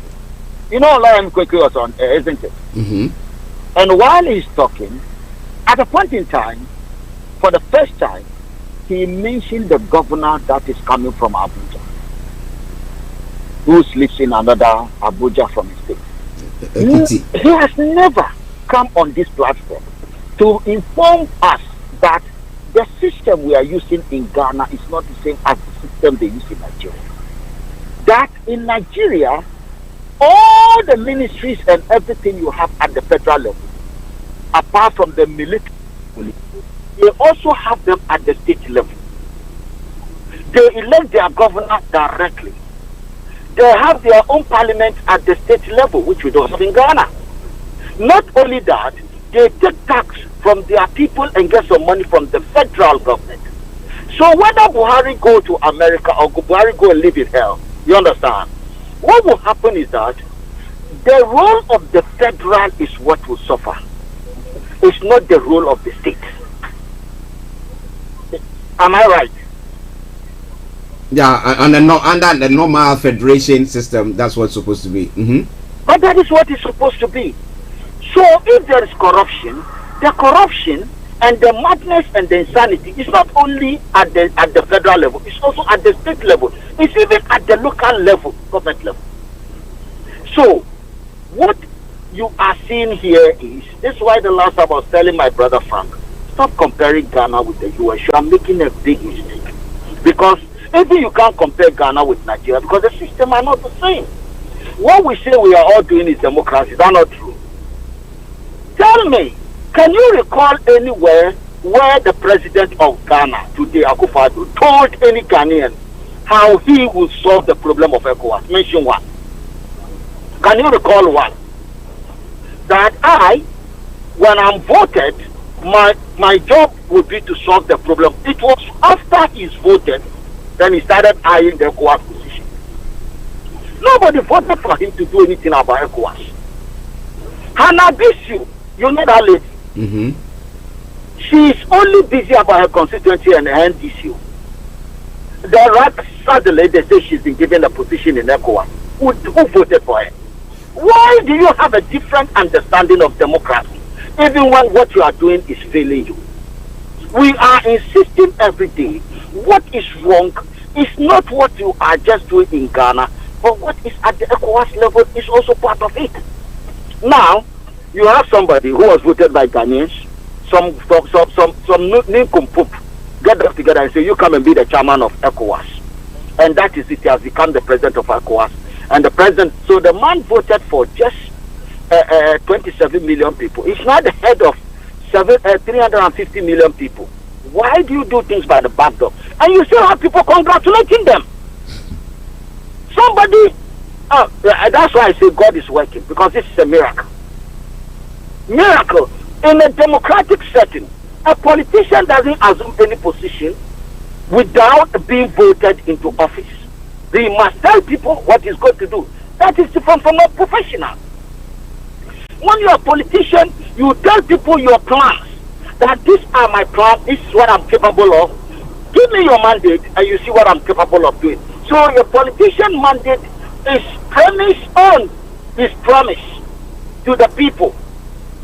The day they lose confidence in him, the day they believe he's not telling them the truth, that's the day he leaves the office. We are not running a military rule. And as for those who are so obsessed with this military coup, when we talk to yesterday I was watching Al Jazeera. If you see how these people in Sudan are being shot by the military, what is their sin? Their sin was that they used to have al-Bashir and they say it's a dictator. The same young people want to call the military officers. Hello? We're listening. They did their own shenanigans and the military took over. When the military took over, the military refused to go. They are there because they are filling their bank account. When you are in Ghana and you are saying the military should take over, you are thinking of the military taking over from NPP. Rather than, that means you have lost confidence in your own ability as an NDC person in Ghana. They want, because you can convince Ghanaians to remove these NPP people. Why have we come so low? You don't even believe in your own NDC if you're NDC. I remember when NDC was in government, the NPP people were calling the military to don't want to. That time, the problem is school.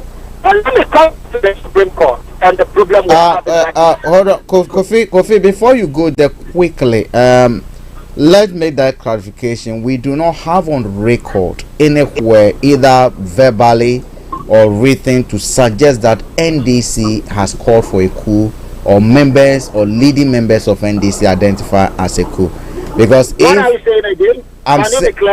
I'm saying that for the records, we do not have any evidence to say that NDC has called for a coup or leading members of NDC have called for a coup. Because when we make a statement like, if you call for a coup that you do not believe in your own NDC, invariably suggests that we are accusing NDC of being those who call for a coup. Go ahead, Kofi. To be honest with you, what I'm saying, I don't see Frank as an NDC member. I see him as someone on air making his candid opinion and putting across. Okay, Kofi, let me do the correction again. I have not called for a coup on this platform. I have not. I was just reading the piece of I have not called for a coup in our deliberation this morning. We're analyzing comments. I am aware that Archie is not, I don't know what political party Archie is affiliated to. I'm Labour. We have someone on air or people on air discussing, and there are people listening who also have their own opinion. And I am trying to say that when a person in a political party, or when you are even a citizen of a country, and you are so confused that you think military is the solution to the problem before us, and for that, if you are a member of a political party, then technically I would say that you don't even have confidence in your party to win the election. However, if you are not, you understand, and are joining the voices calling, beware of what you are calling for. We have said this Western so-called sanctions that the president of Ghana and everyone else are busy blaming the Russians. What they don't realize is that, right? What most of us don't realize is that America and their European allies have hijacked the United Nations, and they are ganging up against others. That they are bullying, total bullying. Let me ask you a question.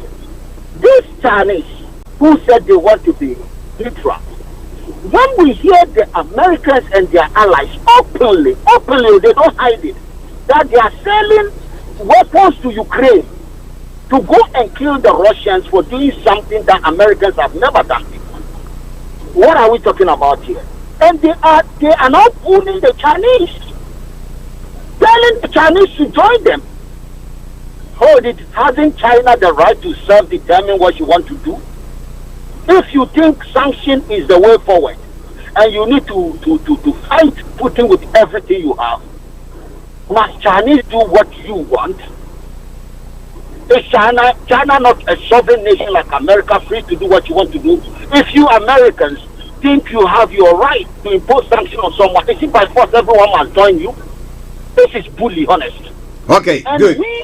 Let me acknowledge Kofi just a minute. Let me acknowledge Kojo. He's been on for some time now. Kojo, good afternoon. Hold on. Let Kofi land quickly, and then I'll put you on, please. Thank you. And we are saying that actually this kind of bullying tactics, West Africans in particular in this ECOWAS, Ghanaians, Nigeria, we are the victim of this thing. We have been suffering it. We are tired of it. Democracy, democracy, democracy. We want to do democracy. Must we take instruction from someone? This is where Frank is saying that we need to look at this again. What we have got is not democracy, it's capitalism. Regularization of bullying and capitalism as the Americans want to do in their place where they have jobs. How many people have got jobs in Ghana that you want to put tax on them? Tell us how many have we been giving them. I don't have job and you want to collect tax from me. Are you not a vampire? And it's not only if you think Ghana is bad, try Nigeria. This is what we are saying. Those of us who are looking at this thing, let us look at it. Hello, Kofi. Hello, Kofi. Okay, I think Kofi is. Who told you that? Who told you that in Mali, Senegal? Okay, Kofi. Once we get Kofi back, we'll put it up. Let me come to Kojo. Kojo, good afternoon. Feeding ourselves more wheat and rice and feed the rest of the world. But when we have a people. Okay. Kojo. Kofi, you might have to call back. I think we have interference. Yeah, because it's on the move. What is our own responsibility?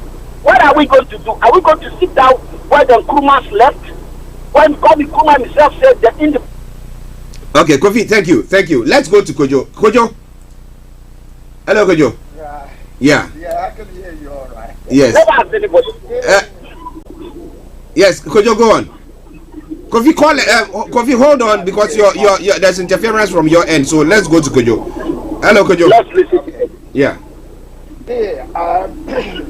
But I've been a lot said today. I've been a lot said about coups and no coups, democracy, and what's not democracy. Well, I think my take on the whole thing is, priority of government is not the same, like Kofi said, as capitalism. Mm-hmm. Okay, so I think that must be made clear. I think what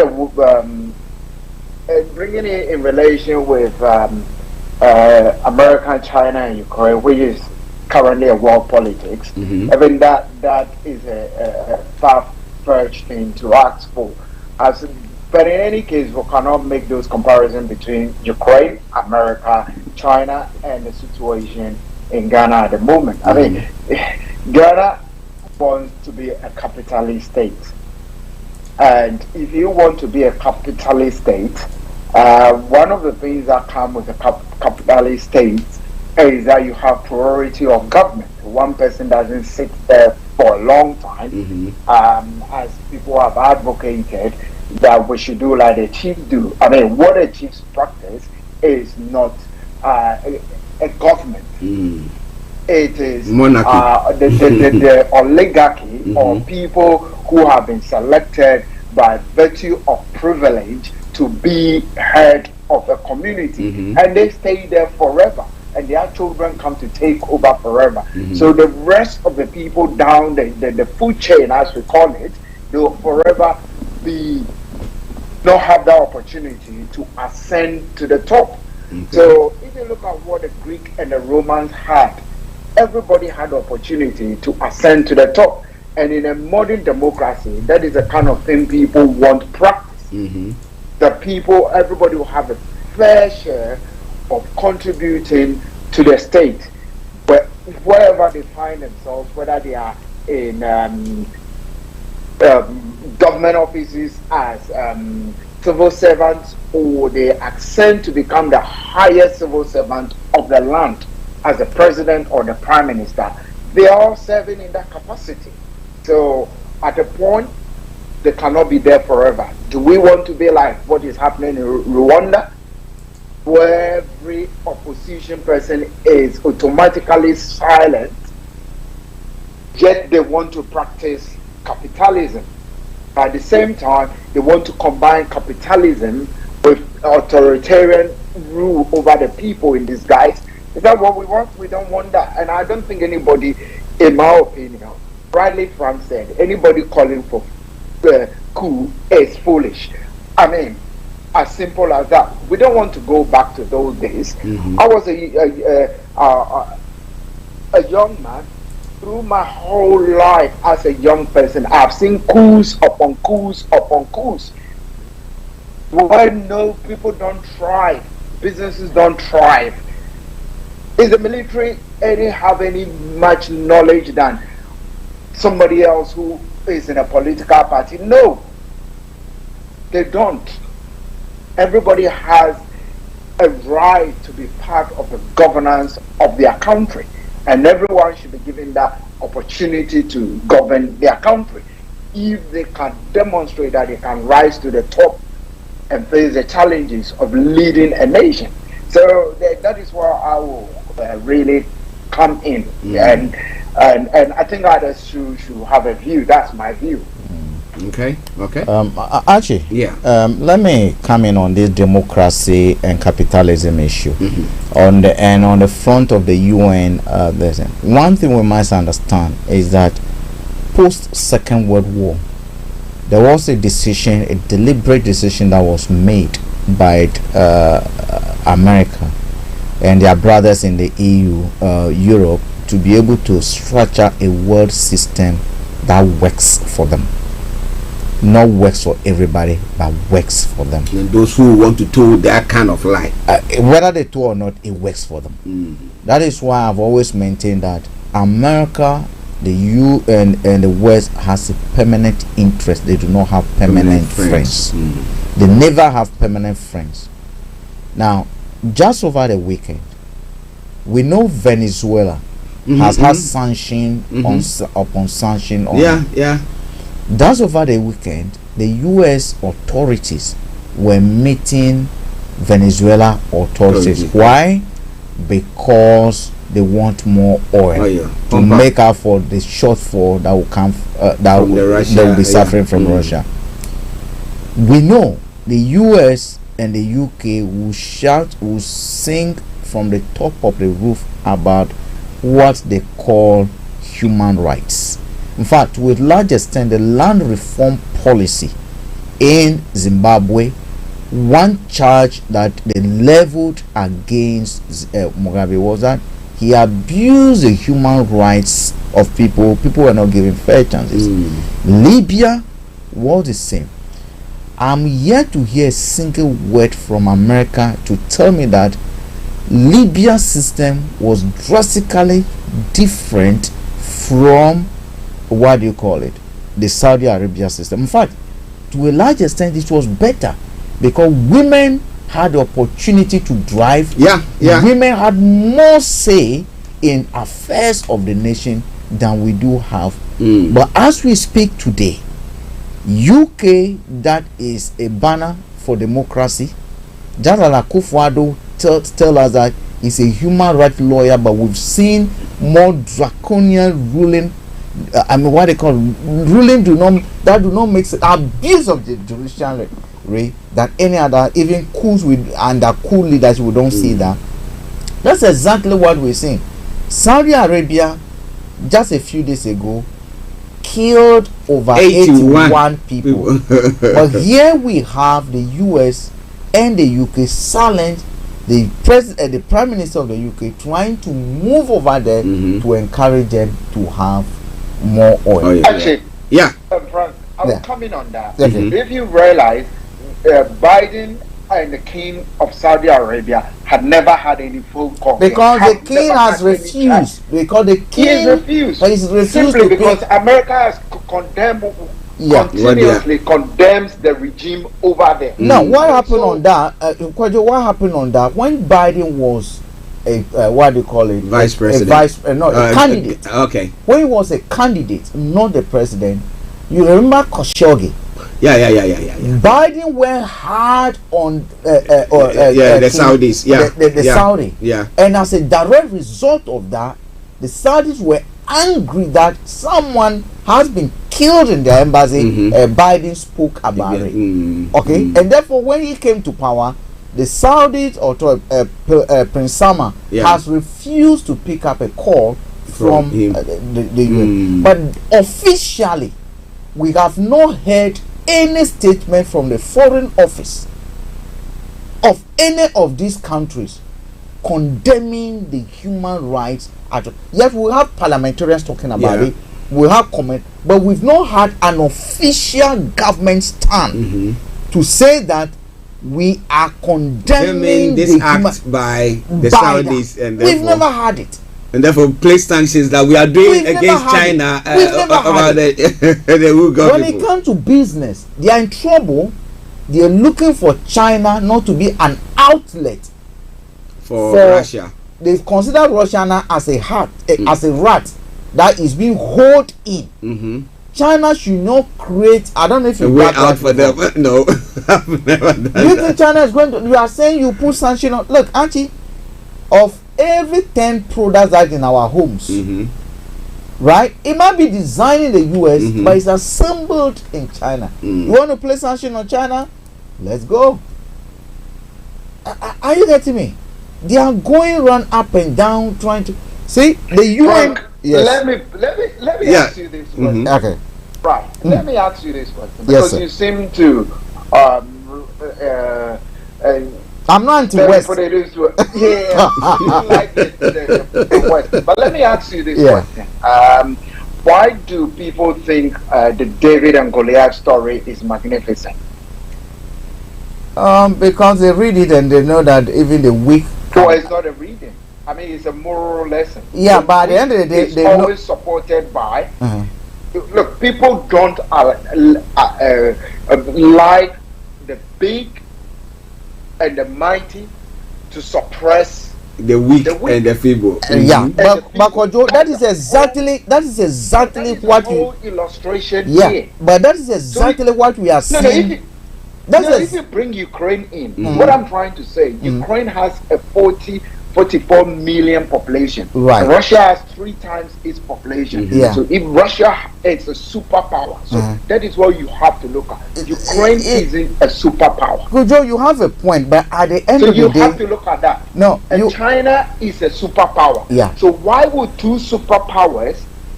Why are superpowers in the world supporting sending arms? I'm just asking a question. Why would 2 superpowers? Because they are protecting their. Kojo, what is happening? And the superpower should counter the other superpower.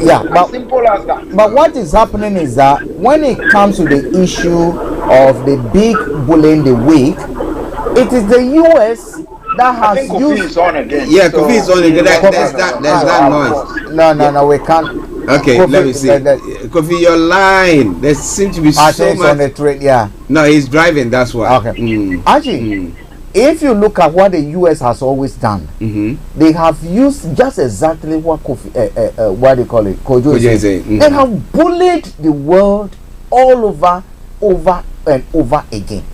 They claim to be the headmasters of the world and always have a king to whip whenever they want, to whip in line whenever they want. To some extent, the UN issue that we're talking about, UN is not a world organization in a true sense. UN was created with an agenda that the members, the big members in it, will use that organization to achieve their aims and the goals that they so wish, which serve their interest. Does UN have military standing? No. Why did UN sanction invasion of, Russia? What do you call it? Libya. Why did the UN sanction it? Who are those who wanted Libya gone? They're not the big boys that from the UN. So they've always used the UN as a tool to achieve their aims. Right? We're talking now about see what they do. We're talking about the bullying. Over the weekend, we started hearing from the US about attempt by Russia to use chemical weapons. Yeah. The truth is that there were biological laboratories in Ukraine. There are biological laboratories in Ukraine that are working closely with US and the UK authorities, and they are afraid that Russians will fall into the hands of the Russians. Yeah, or probably an attack on any of those facilities might lead to spill or something that cannot be controlled, and therefore they can blame it that Russia has used chemical and biological weapons. And this was confirmed by the Senate. Not me saying it, they confirmed by the Senate. Yeah. Are you getting me? So you see, the world has been structured in such a way that the lesser you are, you toe the line, or you are dealt with. Everything that we've seen in Ukraine today is not a war between the Ukraine and Russia. It's a war between the Ukraine and Russia and NATO. That's exactly what is happening. But being fought on the land of Ukraine. Just like the way they did with what they call it, Syria. Yeah. The war in Libya was not about Gaddafi. It wasn't about Gaddafi. It was about Africa. That war that was fought in Libya was about Africa. The financial system that Africa wanted to push. A lot of coups that are happening in West Africa today are not about those countries, but it's about the economic free zone, common economic zone that they want to establish. And we must look at it that way. For me, I'm very critical and skeptical about the West, because I've known them, and the evidence shows that. Finally, before Kojo coming, do you know today we are being told that evidence is emerging that Abramovich bought an asset that was being diversified for $250 million and sold it back after a few years to the state, when the state was buying back. It's just like Tigo, right? Ghana government goes back to buy Tigo, sold it back after years to 3 billion or 13 billion, and therefore they are looking at loophole that corruption and something. You know what they want to do? Proceed of Crime Act. If you can establish that, or you can create a story around that, then you can trigger the law of, because you've sanctioned that. Sanctioning does not mean confiscation. You cannot sanction and say, because I've sanctioned, so what they're trying to do is to create an alibi, to create a story that there was corruption over there, and therefore every money that you've used to buy properties are approved and they fall under procedure of crime. That's what they are doing. Well, listen at Star Radio UK. Let the debate continue. It's now 12:33 from the House of London. With me in the studio, Mr. Frank Davis. I'm Archie, and we have Kojo still there. Kofi, your line when you call in goes a bit noisy. That's why we've not been able to. But when you're at a place where it is calm or something, you can still call us. Apologies. But to every one of you who is listening to us, you can post your comments. Maybe you think that, well, like Kojo was saying, it's David and Goliath. Now, if you want to fight somebody, don't go and fight. They say a man go to fight a woman, and I said no. If you're a man, fight a man. Let's see, and let's see how it all rolls out. But well, what do you think about all that? Let us go to Kojo and let's hear what he has to say. Over to you, Kojo. I listen to. It's interesting. I mean, the fact of the matter is, the bigger nations want to control and dictate the pace in the world. Yeah. I mean, I think everybody knows that. The most simple political naive person even understands that the bigger nations want to control what goes on in smaller nations, and anything that happens in a smaller nation is a proxy between whether a proxy economic war, a proxy physical war, a proxy invasion between the bigger nation. I mean, people understand. I mean, I have lately I've seen some I call it Russia propaganda aimed at people from Africa. I'm just being honest. Aimed at people from Africa, talking about they were not colonized.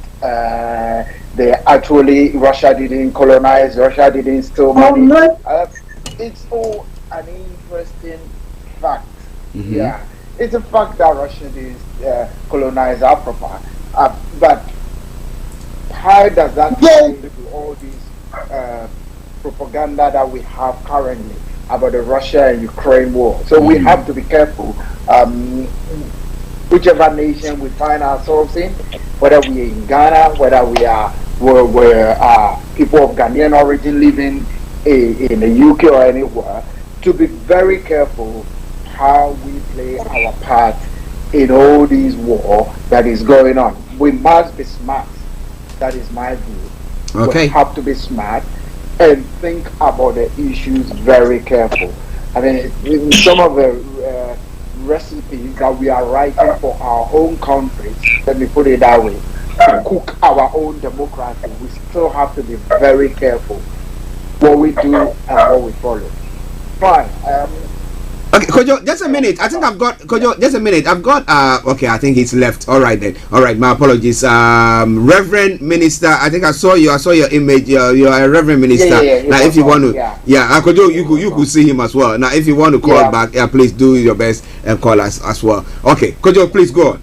Yeah. So that is the thing. We need to be very careful. We need to think through as various nations where you want to pitch your tent, how neutral you want to be. I know in the past we've talked about Finland being neutral, but do you think Finland and Sweden feel neutral and safe?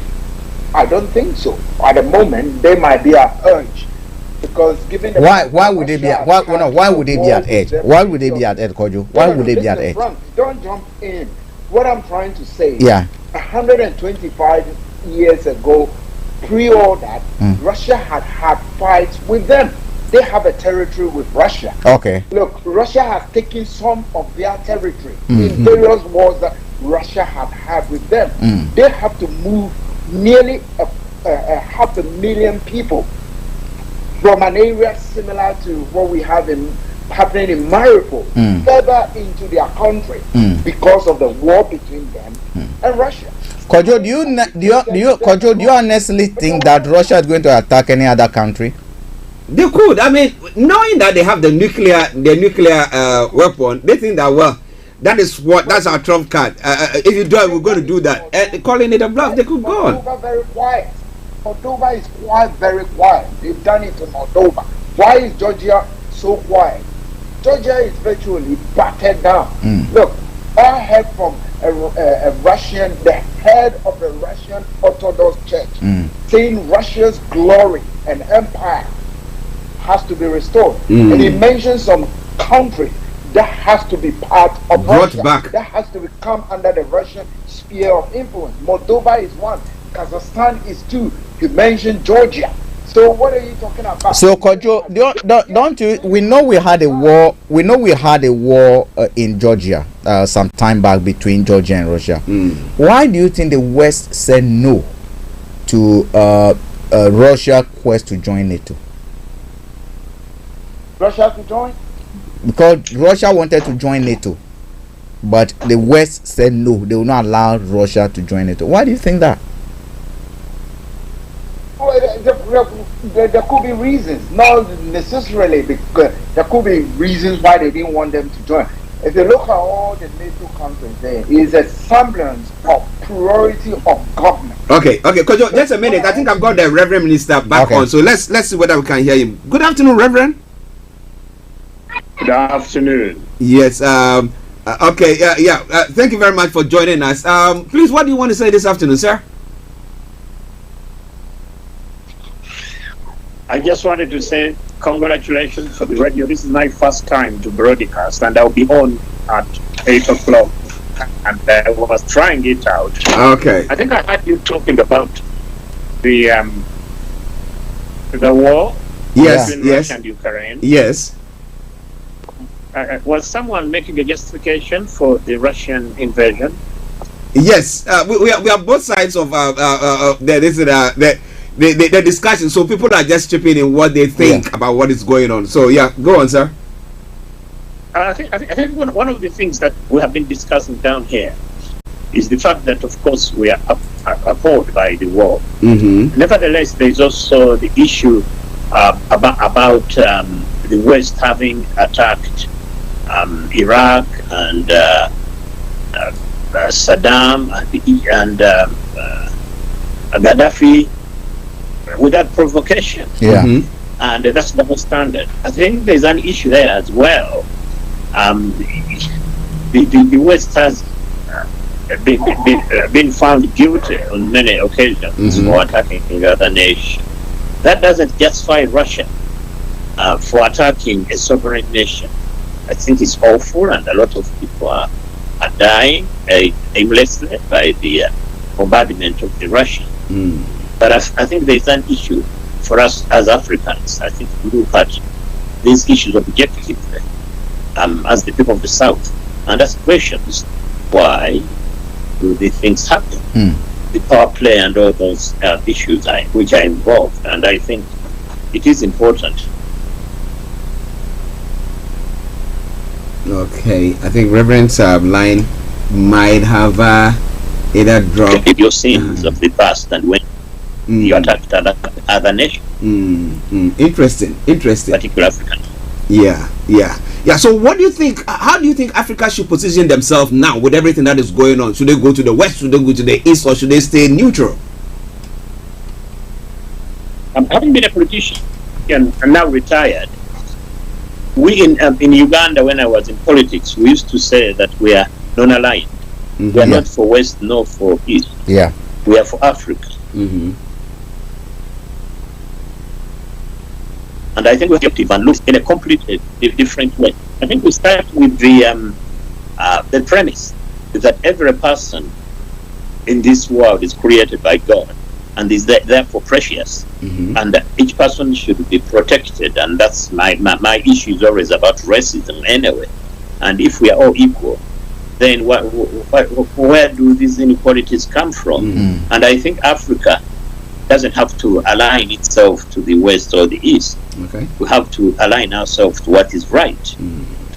And what is right is to stop exploitation and to stop all these senseless wars, whether they are started with Russia or whether they are started with the West. Okay. Wow, that's a very wonderful submission. And let me say that is Dr. Prince Daniel Kajumba, Deacon Emirates, also a retired priest and ethnic Anglican concerns. That's one of their leaders from all the way from Uganda. I think I got it right, Reverend. Yes, you did indeed. Yes. Thank you very much.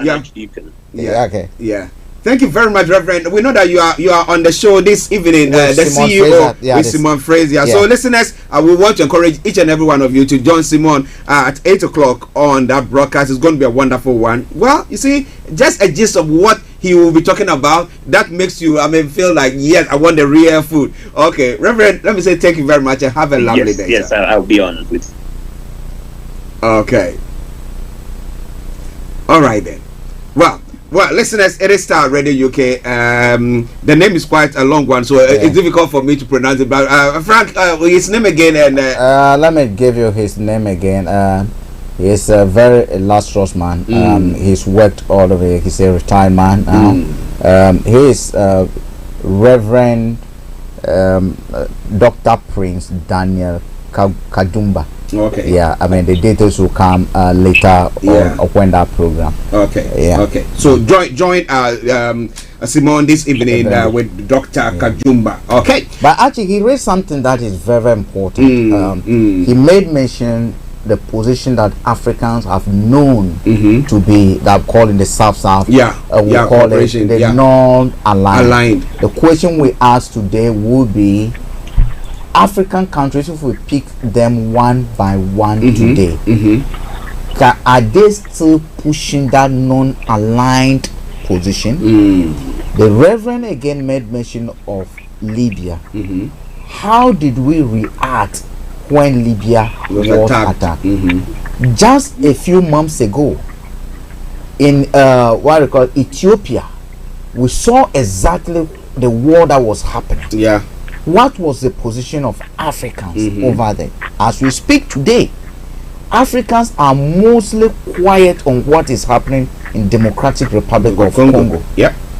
Are you get me? We need to think and we need to act. Okay. Listeners, it's Starr Radio UK. I've got Kofi who has joined in. I think I still got Reverend Kajumba, so I'll go to him first because of where he's calling from. It's Curtis and I'm in the leg to do that, and then we come to Kojo. Reverend, are you there? Hello, Reverend. I think Reverend is gone. So let's go to Kojo. Kofi, quickly. Kojo, we'll come to you, please. Because you know when Kofi is on, there's interference there. So let's go to Kofi quickly. Kofi. Hello. Yes, Kofi, go on. You see, I always refer, especially when I listen to some of the discussions earlier, I hear the voice of the victims. And I ask myself, for how long are we going to be victims? How long are we going to be crying we are victims? Are we even aware we are victims? Victims of what? We say, okay, there's something called the West. In the West, you have United States of America, which is part of the North American continent. There you have Canada, US, and Mexico. And US alone is made up of 50 independent states that are working as one. And they are part of what we believe is bullying us. Forget about the Queen and her kingdom of the United Kingdom. Europeans is a union, they come together. Now, on the African so-called continent, where we say we want to think I don't know why, because when someone say African sometimes I got confused. Are they talking about black-skinned person, or they are talking about the people located on the African continent that are part of the nations as countries of the African continent? I get confused because when you say African, the woman who is the United Nations representing American, she's blacker than you and I. So what are we talking about here? Let us go back. The African continent. In the African continent, we have something we call Ghana, which is made up of so many tribal, ethnic, so many people of different backgrounds, brought together by this British as part of their colony. Now the British are gone. We had independence. Now we don't only have the Ghanaian, we also have now the West African, who is called the ECOWAS. So Ghana is in ECOWAS, and ECOWAS is in the African Union. Technically, there is a reason why we form all these things. So that we will stop being the proverbial mice, the victims. Oh, the rats are eating us. The cats are eating us. Why can't we have the common sense to understand that? If we can move ourselves from the locked up mindset that we can only be Ghanaians that will cry for the till the God come back, then we can also move to the level of ECOWAS, as those in the East African are moving into the East African Economic Community, as those in North Africa are moving into the Maghreb, as those in the Central Africa are moving, and then the South are moving to SADC. And then together, we then come together as under one brother, the African Union. We are then telling you that this war you are seeing, we cannot sit down for Americans and the Europeans to be just guaranteeing our so-called independence in the name of the so-called United Nations. Like the bishop, the man from I think Uganda or some part of Africa, he said something. He was referring to what Saddam, isn't it? And referred to others. Oh, America did it, it was fine. Russia is doing it, but they are all fighting for their interests. Can't we see? Actually, the European Union want the Ukrainian land to be added to them because the land of Europe is small. So who are we fooling here? Do we want to sit down, voting every day for the president of Ghana till God come back, and every day we sit down, waste everyone's time? Very soon Kofi Annan will die, and another generation of cash people will come and continue.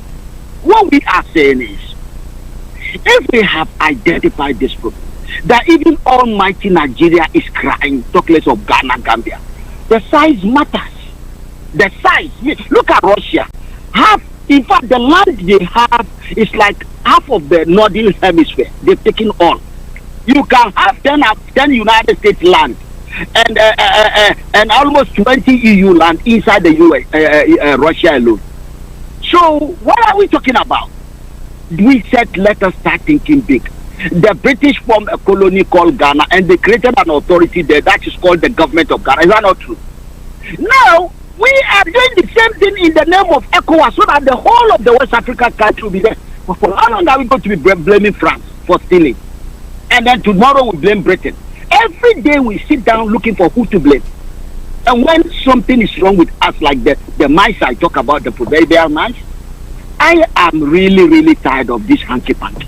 See, this Ukrainian thing, Russia has got the power to do what she wants to do. China is eyeing what? Taiwan. So what are we doing? Oh, because we don't have anyone. That NATO, do you know NATO was not formed because of us? Europeans formed their NATO to defend the land of Europe. What was NATO doing in Libya?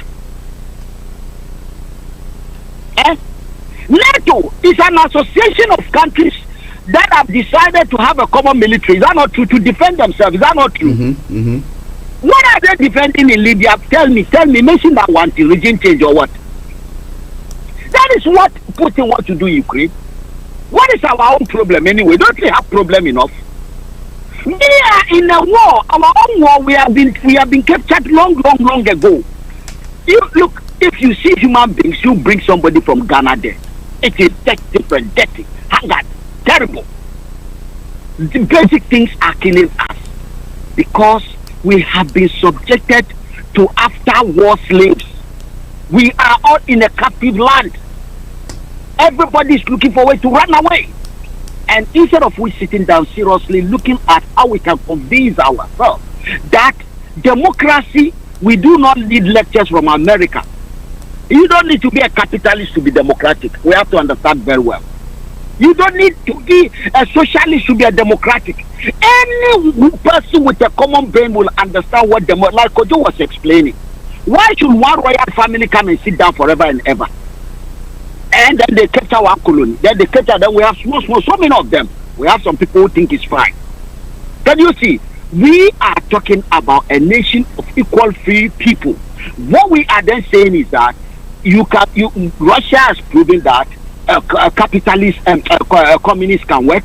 China has proven that socialists can work. Americans have proven that capitalists can. So either way, all in between, where do we want to position our own democracy? That will not be democracy for the sake of democracy. Okay. But democracy that comes with reward and result for the people who are voting. We vote for a reason. Are we just voting because we love politicians? Nope. We vote for a reason. But when we are voting for politicians that are not within the enabling environment to deliver, can't we also think about that one? Well, so we want our politicians to be doing magic. Oh, they promise road, so they should be road. Road, you need technology to build a road. Okay, I know Kofi, we talk about that. We've not manufactured anything yet, have we?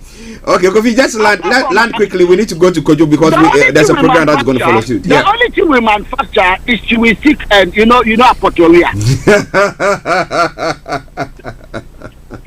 You know, but and then now the time we had their useless subject, they call it Ohima. Whether it's Ohinipa, then now the football our sisters have done for 1 million years. We are still holding on to it that this is the pride of Ghana. Thank you, Kofi. When people are going to space, so Frank has got computer in front of him. Kofi, we talk like people who can only produce Acheke, you know Acheke, and Kobe. Let us grow. Okay. We are educated. We are not our ancestors. We are different generation of people. But our mindset must catch up with the time in which we find ourselves. Okay. For the next 1 million years, the British will be milking, French will be milking, America will join them, and they'll be in the desert hunting us when we become militants. Okay. With their drones. Thank you very much, Kofi. Thank you very much for that wonderful submission. Well, listen to Star Radio UK. We just got about 5 minutes to go. We have to prepare ourselves for BB Means Business. BB Clement coming your way at 1:30 exactly. But now let's go to South Croydon where we have Kojo as well. Kojo. Yeah, I'm laughing. That was an interesting one. But let's get back closer to the African continent and probably what we're going to sum it up there for me. We'll look up what is going on. Yeah, earlier on I heard something about from you're talking about Nigeria and the prophecy. Oh yeah. From the beginning of updates from Nigeria. Yeah. About the prophecy. So we have so many prophets in Africa. So that's what's coming from.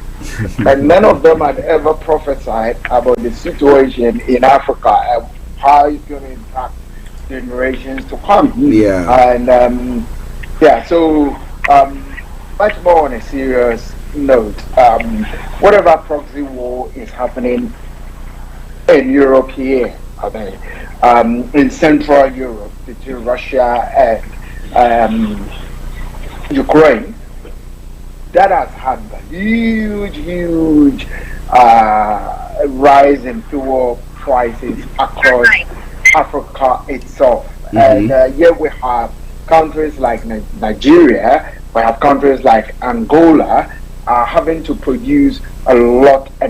You remember, was it last week, we were saying that now that they don't want to, the Western countries don't want to buy petrol and gas from Russia.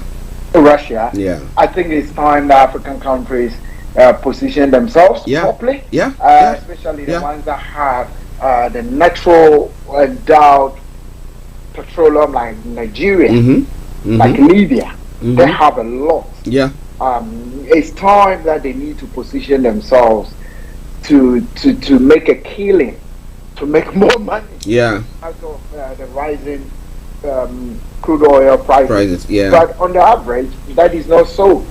We are rather taking the battering in African countries. Although a lot of African countries produce among themselves, why couldn't they sell to other African countries at a more sensible price? The reason why Germany was kicking against sanctions because Russia sells to Germany at a favorable price than other places.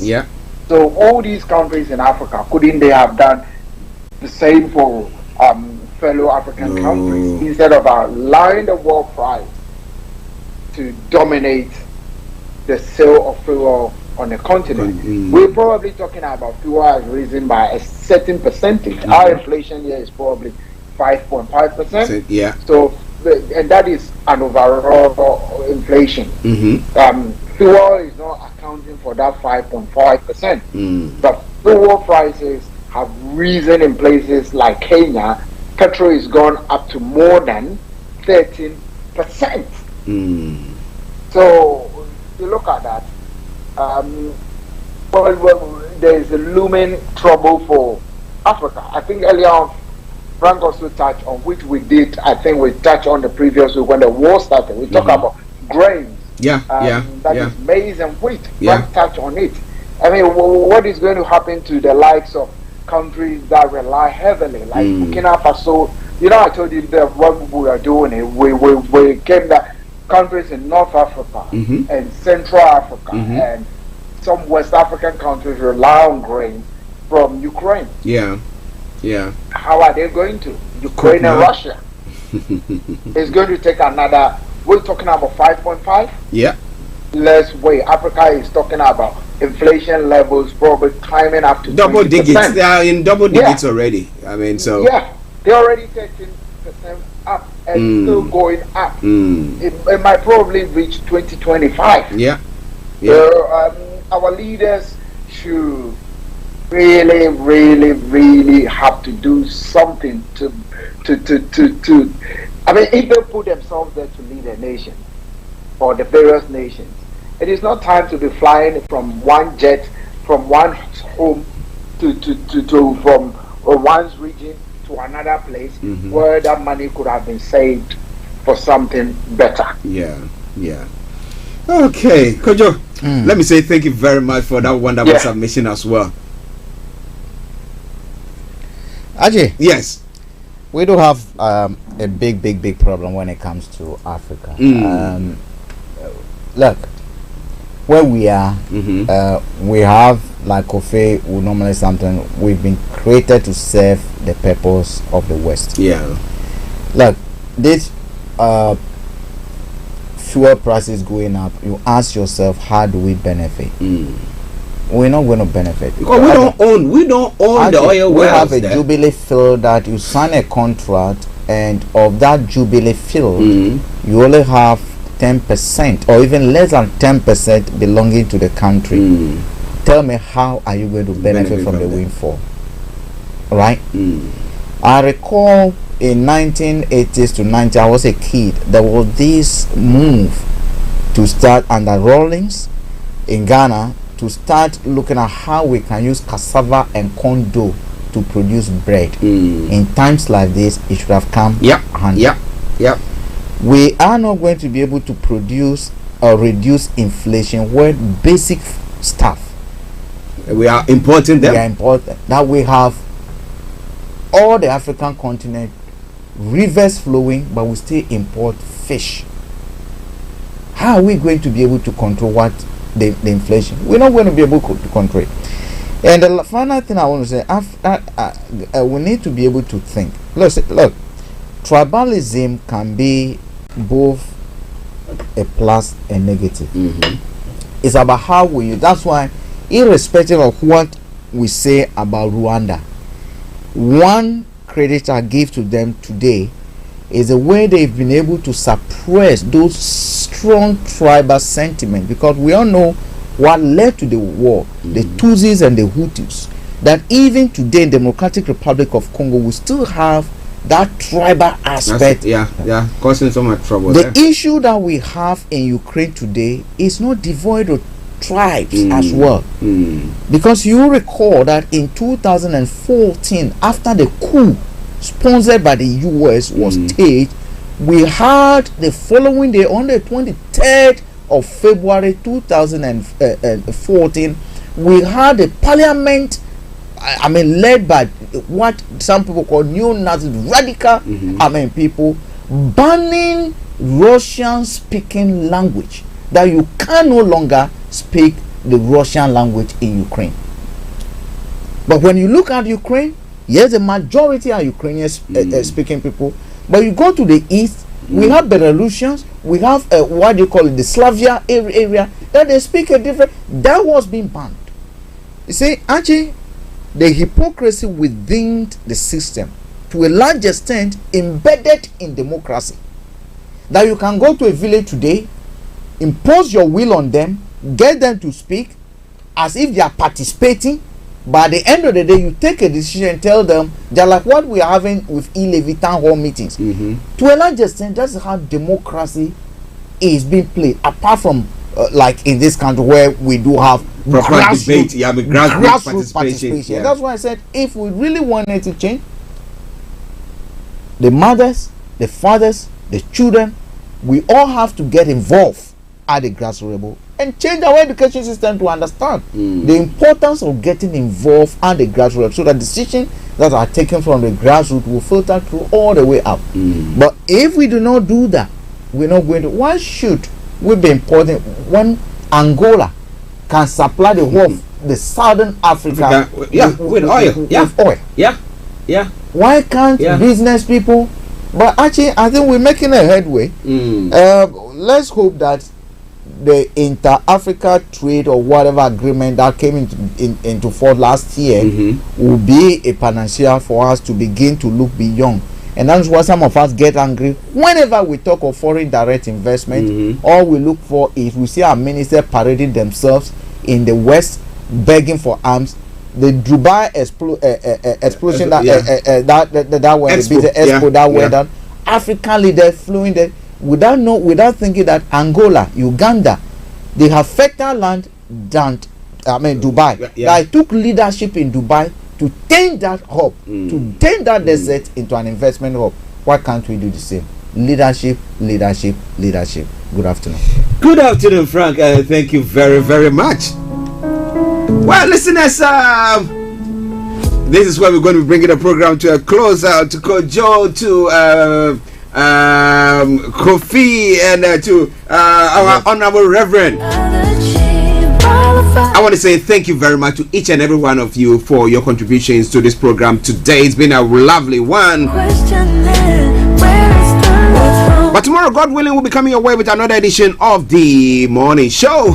But remember, this afternoon, in the next 25 minutes, we'll be having BB Clement on BB Means Business. Yeah, we're trying to stop terrorism, but we still got. And then this evening, exactly at 8 o'clock. Say the big CIA, bloods in the crib. The first one for the year 2022 is going to be taking place. What am I talking about? Let's see you with Simeon Frazier. And we're going to be having as a special guest on the show,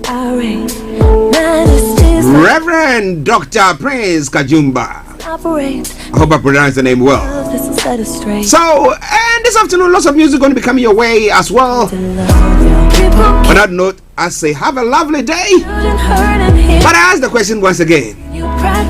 In all that is going on across the globe, where is the love? Have a lovely afternoon.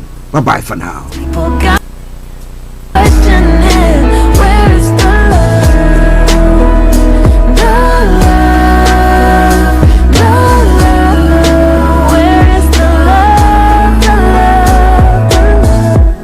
The weight of the world on my shoulder. As I get older, people get colder.